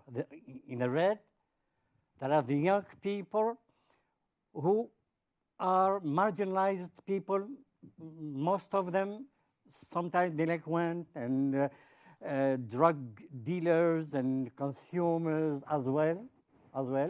Let's say people living at the margin of society. And after that, we have the active leaders. These people are older than the core people, and they are in a better situation, socially speaking. They have an employment and a family, let's say, more or less good situation. But they are less numerous than the first one, just maybe 4 or 5 people. And then at the end, we have the mentors in the green space. These are, let's say, the fathers, the big fathers of the group. They're very aged people, and they have a paternalistic a relation with the group. So they play, between brackets, they play the role of father of this group in directing their performances, their organizations, all these kind of things. So this is the way. So the one who perform the activities, we are going to say the activities, the ones who perform the activities of the group are the people in the red space. These are the main people. Then, if we look at the activities, no, the way is the way how the group is organized. Let me first start with the name of Batargia. Batargia is given to someone who behave out of the rules of conduct in any society. Let's say delinquent or something like that. Batargia, and above all, using violence. Above all, using violence. This is very important. What's the feeling? The main feeling of this group is because most of them, they are in a very bad social situation, familial, economic, so many problems. They have lost because their social inclusion is no more assured. So they lost trust in social institutions. And we are going to say that from now on, all their positions are against the state institution and the state. In our society, there is a very a noun very well very used is a doula, which means state. Even the police, we call them a doula, but in a negative way, not in in terms of organization of society or something like that. And another feature in terms of organization is the role of women, and this is very cultural in our societies. Women should be invisible, and even if they have a role, whatever, they should never be exposed in the street. This is the first reason. The second reason that they don't exist in the group, or they exist in an invisible manner, is because they make use of violence, and which is not, let's say, something which women use.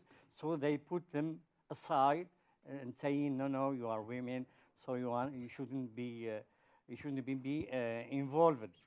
This is the first point. Second point as well is the area where the Baltajia exists is very conservative space, because you see we are going to conclude somewhere that the groups, I think we share this idea about the other cases. All the groups are affected by the features of the context. And this case is affected by the features of the context. And one main feature is that this context, rather rural context, is very conservative. And when we say conservative, it means that the role of women is very, very reduced. And in terms of space, the women's space is inside and should never be in the street. Well, women might use the street, but it's just in some very, let's say, compulsory duties, going to work or university or something, but never appropriating the street. They use the street, but they don't appropriate. So men here appropriate the street. So elles peuvent jamais s'approprier la rue, mais elles peuvent faire usage. They can use, but never appropriate. It is very bad. Among the last feature, it has been said by Carles this morning, the last feature of the group is the age criterion. But let me explain that the age, 2 minutes. Oh my God. Yes. The age is not the numeric age. In this case, is the social age, which means experience and let's say wisdom and experience and so on. So it is you can have your social age through the way you look at yourself and the way the others look at you at the same time. That's why, and then you can play and be admitted to have a leader role or whatever. But just in this case, but never because he is older than me or something like that. Can you?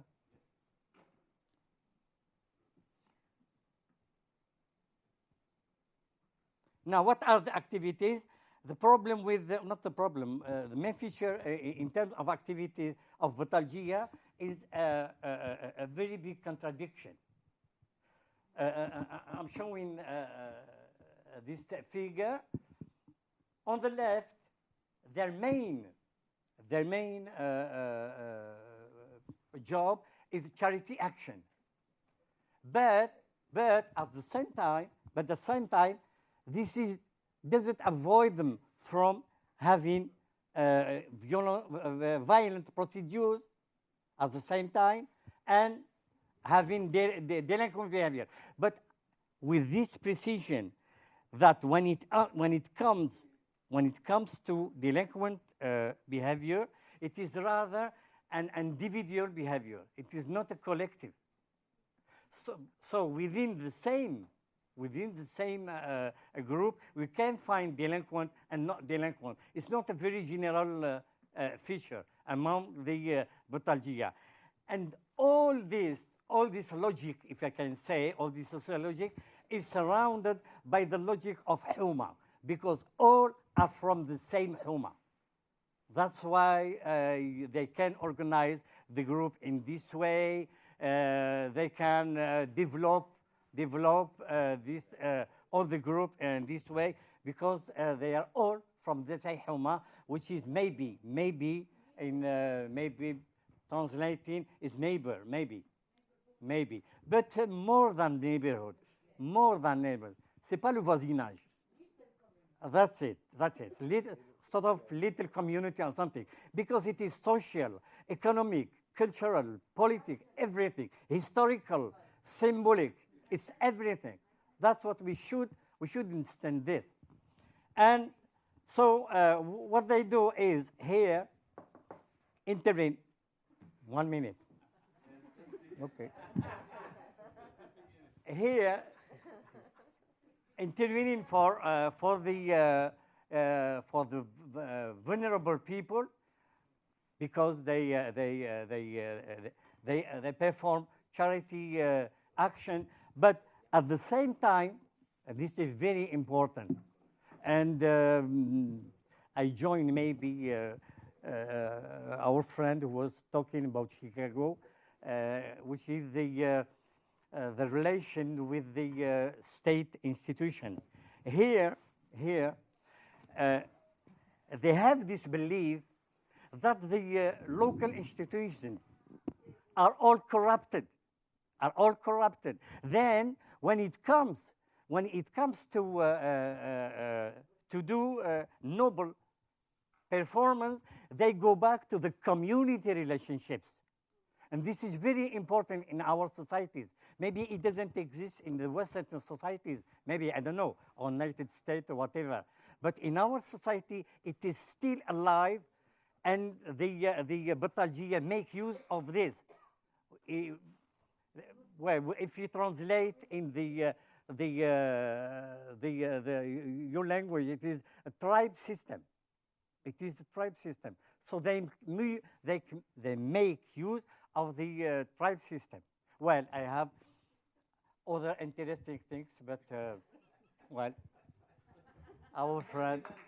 Thank you, Kamel, to show us your country in these aspects. So now we can go to Tunisia and Sihem Nayar, that will speak in French, explain about what happened there. This is no.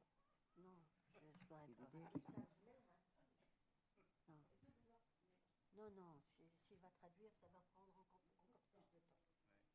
No. Excuse me. Final presentation. She will speak and translate, but this is here. If you translate, it will take more time. Okay. But maybe you can make a summary. Okay, Rashid? Thank you very much. Bien, donc bonjour tout le monde. Mon intervention va être en langue française. Je suis désolée parce que je sais que c'est la fin de la journée, tout le monde est fatigué. En plus, je vais vous parler en langue française. Mais quand même, rassurez-vous, je vais être brève. Je vais essayer d'être brève et je vais vous parler de 3 groupes de jeunes. Et je dis bien groupe de jeunes parce que je me rappelle lors de la première rencontre qui a eu lieu ici même, on a eu une grande discussion par rapport à la notion de gang. Et je me rappelle que mes collègues et moi avons beaucoup insisté sur le fait qu'au Maghreb, il y a d'autres configurations qui sont un peu spécifiques et différentes de ce qui a été présenté lors de la première rencontre. Donc c'est différent du contexte de l'Amérique latine ou de l'Europe, etc. Ça ne veut pas dire qu'au Maghreb, il n'y a pas de gangs. Il y a des groupes qu'on peut qualifier, bon, il y a plusieurs termes qu'on emploie, hein. Je vais avancer quelques termes. Je vais peut-être ne pas évoquer des termes un peu péjoratifs, mais je vais me limiter à trois mots qui renvoient un tout petit peu à des configurations un peu spécifiques, mais qui ressemblent un tout petit peu à ce qui a été présenté par nos collègues des autres contextes. Par exemple, Zoufri. Zoufri, enfin, avant de définir un tout petit peu ces termes, et je vais être rapide, quand on parle de ces groupes qui sont un peu des groupes marginaux, mais qui font peur aussi, parce qu'il y a le risque qui est derrière les différents actes, on va dire, de ces groupes. C'est toujours la transgression d'une loi, d'une règle, d'une norme. Et ces lois, règles et normes sont d'ordre un peu différent. Ça peut être une transgression d'une valeur du groupe. Par exemple, quand on parle de zoufri, ça renvoie à ça. C'est quelqu'un qui transgresse, qui ne respecte pas, si vous voulez, les valeurs du groupe. Il y a un autre terme qu'on emploie, bandi. Bandi, ça renvoie un peu, qui appartient à une bande de jeunes. C'est à la fois une transgression d'une règle d'ordre axiologique, mais également d'ordre moral. D'accord. Il y a d'autres termes qu'on emploie, je ne sais pas, par exemple, Qot'i. Qot'i, c'est un criminel. Hein, qui est plutôt dangereux, etc. Il y a d'autres termes hein, qu'on emploie et qui sont un peu péjoratifs. Hein. Bon, je vais me limiter à un terme, hemel par exemple, je ne sais pas comment on peut traduire ça, vagabond, je ne sais pas. C'est un peu la personne qui transgresse des règles d'ordre moral. Voilà, donc il y a plusieurs termes qu'on emploie, mais les trois groupes que je vais présenter de manière très rapide ont été choisis en tenant compte du contexte post-révolutionnaire en Tunisie. Donc il y a eu une discussion même au sein du groupe et avec José à l'époque, et on s'est dit, voilà, on va choisir des groupes, je dis bien groupes, qui agissent dans des sphères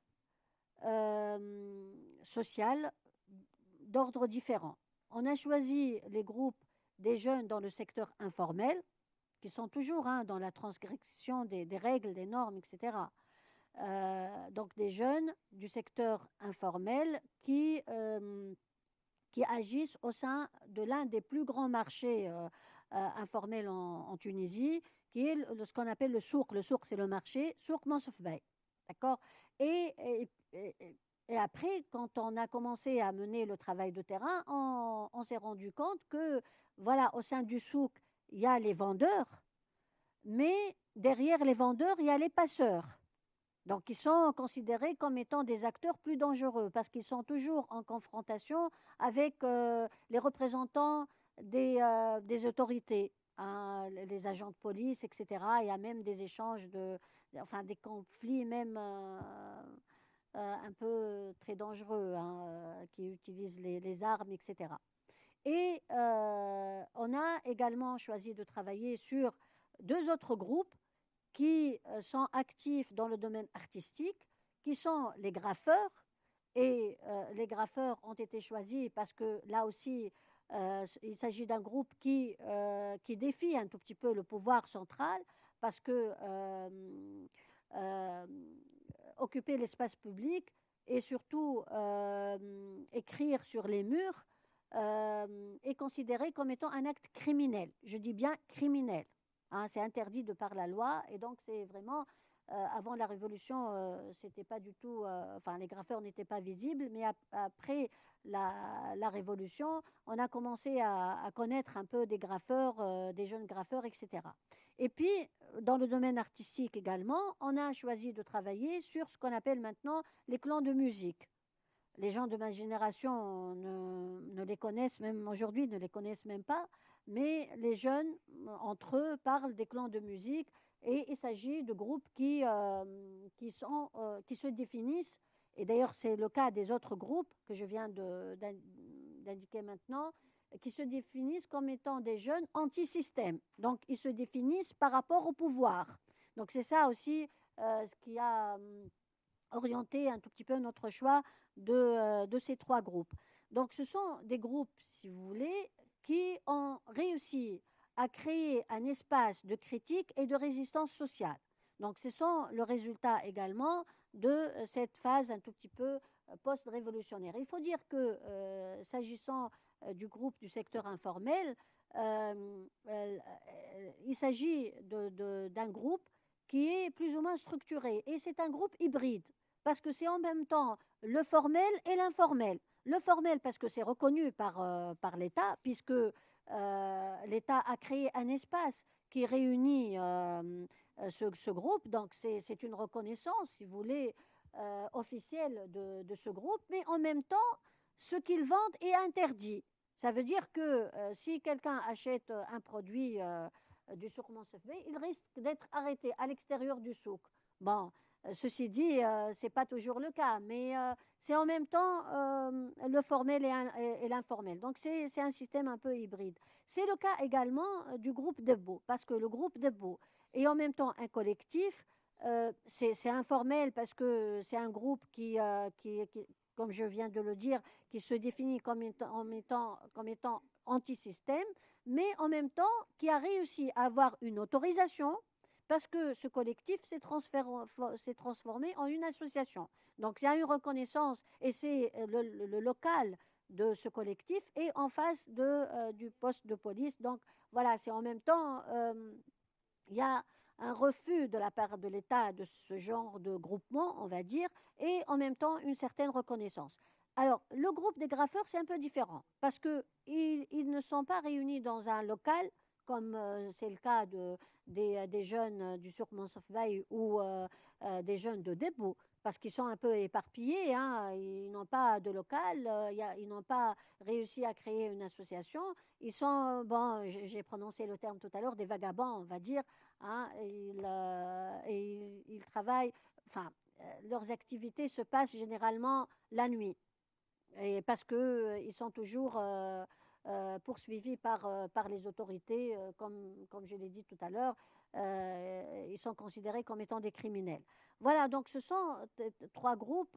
Je vais juste dire deux mots concernant les groupes que je viens d'évoquer maintenant. D'abord, ils sont tous les trois caractérisés par, si l'on puisse dire, une hégémonie ou une domination masculine. Il y a très, très, très peu de femmes dans ces groupes. La présence féminine est vraiment... bon, il y a très peu de femmes, que ce soit au souk Monsefbey. Par rapport au souk Monsefbey, avant, parce qu'on a aussi... il y a une étude qui a été menée par une jeune chercheuse qui a montré que, d'ailleurs, tout l'article a été articulé autour de la présence féminine au sein du souk Monsefbey. Donc, il y avait des femmes, avant la Révolution, il y avait des femmes qui vendaient de la marchandise au sein du souk Monsefbey, mais actuellement, il n'y a pratiquement pas de femmes. On n'a pas réussi à trouver des femmes au sein du souk, et même les clients qui circulent sont généralement des hommes. Donc, c'est toujours... c'est un espace qui est considéré comme étant un espace périlleux, enfin, qui est dangereux, où les femmes ne peuvent pas circuler. Par rapport aux graffeurs également, il y a très peu de femmes. Bon, pour nous, quand on a réussi à trouver quelques femmes qui au sein de ce groupe, bon, c'était une découverte pour nous, parce que généralement, les graffeurs sont des jeunes de sexe masculin. Et par rapport au Debout, je termine, hein, et concernant le groupe Debout également, il y a très, très, très, très peu de femmes, mais il faut dire que quand il y a des femmes, elles sont respectées au sein du groupe. Quel que soit le groupe, qu'il s'agisse de la sphère économique, artistique ou autre, elles sont respectées et elles arrivent à s'imposer au sein du groupe. Alors, une dernière remarque, et je termine sur ça, c'est, je disais tout à l'heure qu'il s'agit de configurations un peu hybrides. Là aussi, ce sont les trois groupes renvoient un tout petit peu à cette dichotomie locale-globale. Donc, ils sont toujours très attachés à leur milieu d'origine, très enracinés, et s'identifient par rapport à leurs activités à l'échelle locale, mais en même temps, ils sont très ouverts à l'extérieur et avec plusieurs formes d'identification. Voilà, je vous remercie. Merci beaucoup, Sihem. Yeah, you can make something. 2 minutes, no more. Right.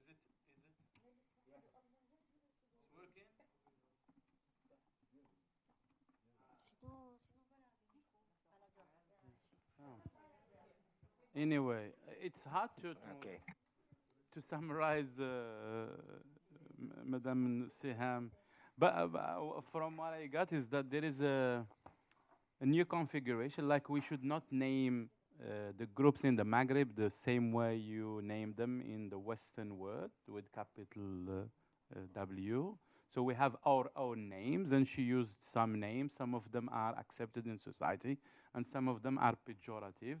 But there is a sense that when we transgress, and she insisted on the notion of transgression, and I think it captures maybe the whole case of the Maghreb, is this hybrid transgressions of youth groups in different countries, where they are aware of that when they cross the legal system, but that's the configuration. Okay, and then she summarized the three cases. So the informal sellers of Monsef base market, and then the graffiti, and then the debut, and there is a transition to like institutionalizing the group debut, so it's becoming an institutional, it's an association. Okay, so in the Maghreb there is maybe our culture is different, so we are producing new groups, and we have our own labels, and that's, I think, by the end there is also the influence of the global culture on the local, and that's the hybrid transgression in the Maghreb. Thank you very much, Rashid, for this extraordinary summary that the intervention of Sihem. It's very hard to speak the last one, because I stay between you and coffee and maybe smoking for please, some. Rashid. But anyway, the case of Morocco. I introduce you. Please. Now is the last stop in Rabat, in Sidi Moussa. Yeah. And it's Rashid Toukhtou, that is Moroccan, an independent researcher, and our research in Morocco. Thank you, Jose. Thank you, Carles. Thank you, UAPF team and the university for your generous welcome and help in the 5 years. So it's a long way. So it's so hard to summarize every single detail of the field work. We will be really doing, but I advise people to go and read what we have published and what we are publishing, because it's fair for the youth. So we don't represent these youth. So there is an ethical dilemma, like when Jose visited me in the beginning. So the first time we visited this Houma, which is the neighborhood. So maybe we share this culture of neighborhood in the Maghreb region, not Africa, but we don't include Egypt. But in Egypt, I think there is the notion of Hara, which is the same, and also Baltajiya, and we have also, it's the same culture. So then my idea is to summarize the case in Morocco. So it's one case, but we have sub-cases within the same case, and it's one geographical territorial space, which is a shanty town in Sidi Moussa, Rabat Saleh. So Saleh is the twin city of Rabat. It's very famous for the pirates, if you know the piracy of 17th century, you know. And if you read, I think, what's the name of the novel? You know, the guy who was caught. It's a very famous novel of the piracy culture. Anyway, it will come to my mind because this guy was caught in Sally Pirates, okay? And by the way, this Khossi in the morning talked about Shamsi Circus, which is a school that tries to, quote unquote, save these young people from the street. And they celebrate every year a festival called Qarasina, which is pirates in Arabic. So reviving this culture of Qarasina, but from a positive. So the field work was done here. So it's the Jotia. It's like Monsef Bay. So this is informal sector. Jotia is second hand. It's the flea market, you know. So these clothes come from Western Europe, mainly from Ceuta and Melilla. So that's where the smuggling happens.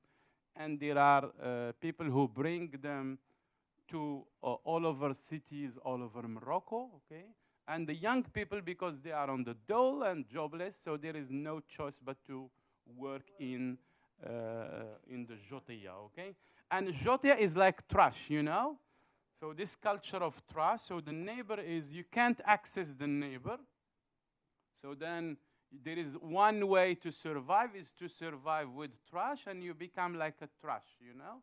So when I interviewed, you know, when I started interviewing the young people in the beginning, they told me that, and it's published in the special journal of youth and globalization, that when the police came to the neighborhood, they told them, you are just microbes, makarib, you know? So you are just microbes. And I say microbes thriving at the margin of society. So in fact, that's the stereotype. So there is a heavy security, you know, discourse on the notion of gang. We have officially a department in the Moroccan police. It's called anti-gang. So it's a new thing in post-Arab Spring. So they created anti-gang. As Madame Jar say, there is the notion of gang. In our penal code, there is the notion of isaba. Isaba is defined as a gang where a group of people use violence, or because in Morocco, you know, we have the culture of cannabis and plantation, so most of them are linked to hashish, you know, the Moroccan hashish. And it goes beyond, of course, the frontier. So all the young people in Sidi Moussa, whether it's Charmil group, so this group which uses violence in the street, you know, through knives on swords, or street artists that use street art to beg, you know, it's like charity group. But in Morocco, they don't say we beg, they say jqer. And Jose mentioned this living in the street. So you have the wisdom of the street and you have to survive. So their only daily fight is to earn little money to have to eat and to buy hashish and to buy maybe mahya, which is a local, you know, historically it's a Jewish, you know, Ludvi, you know, Jewish alcohol that is, it can be made home. It's a homemade alcohol, and they sell it. And the problem you might have also in Spain or here is qarqobi, is the drugs that is sold. So it's medicines that these young people use as part of their drugs. So the Merara is this is the kiosk from inside. We call it the kiosk, but they call it the Merara. So the Merara is a spot. Normally, it's not known because the Merara is the space of illegal activities. That's where they sell qarqobi or hashish or mahya. Okay? So normally, it should not be known by anyone, by the police.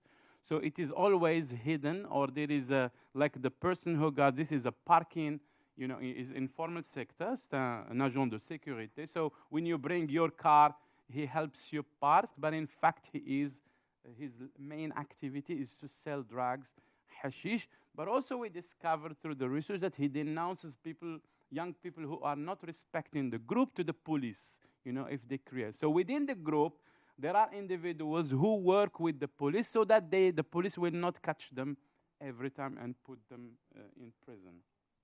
So there is an invisible presence okay? But there is presence, you feel it, but it's invisible to avoid, this culture in the Maghreb of Shuma, because still there is the impact of Islam is very strong, despite the fact that these people are aware that they are transgressing unconsciously, all the laws when it comes to state laws or religious laws or family laws. They navigate through these three systems, okay? And these systems create taboos, okay? But they have to navigate, and they have to know the rules.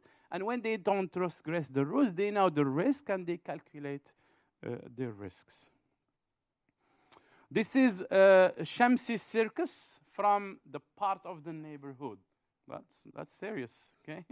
So the institutionalization, and this is my opinion, so I say save them from the street, but do they need saving first? So we have to put this question, because they are looking for second life, but how, okay?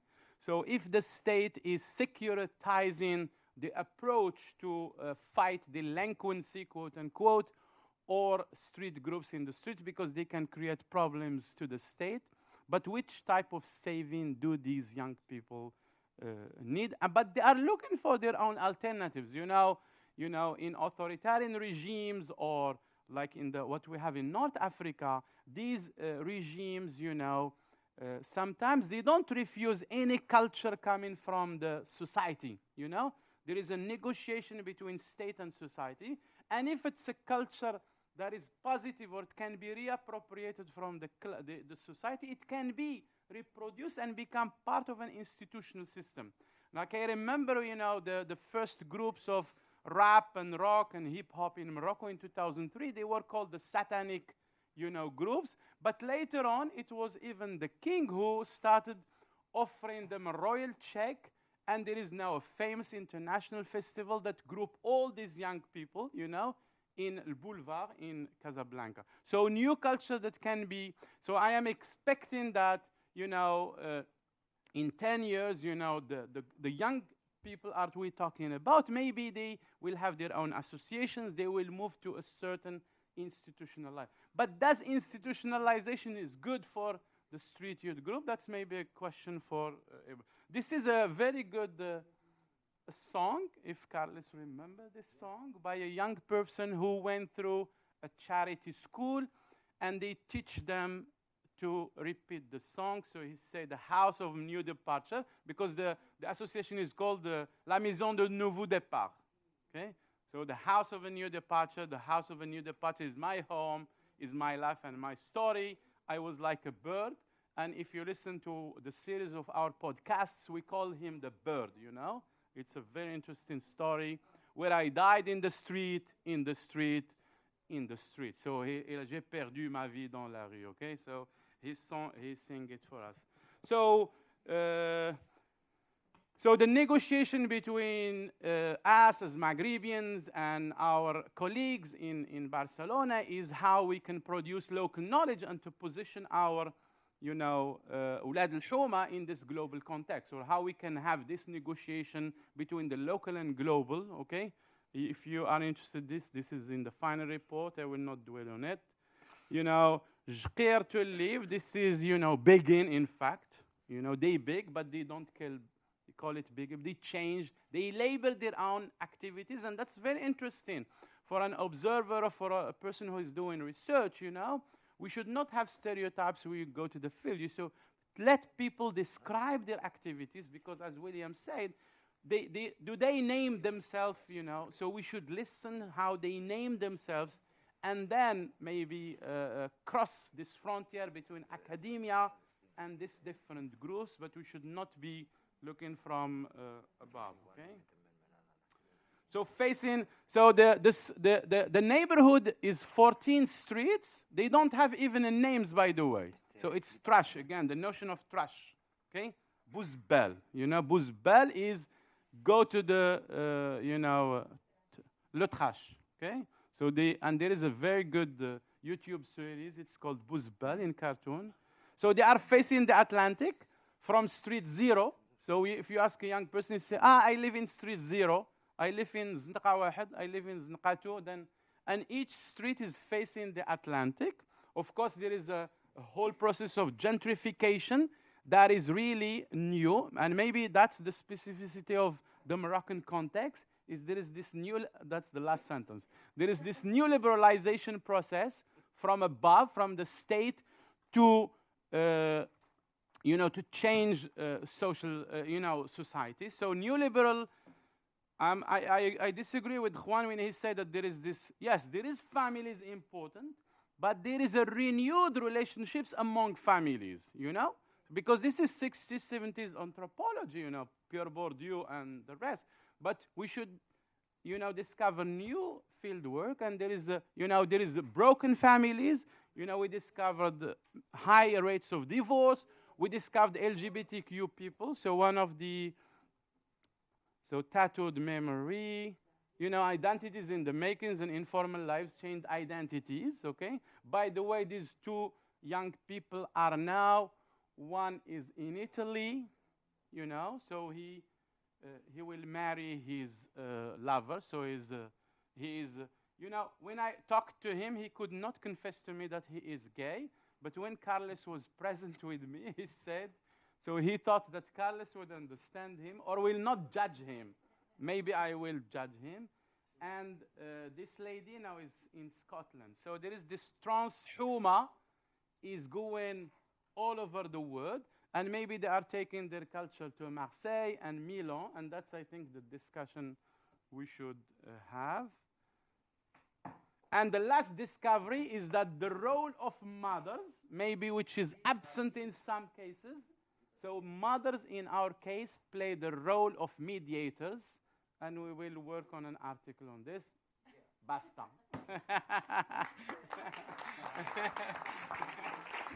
Okay, thank you very much, Rashid, for your interesting questions. But now it's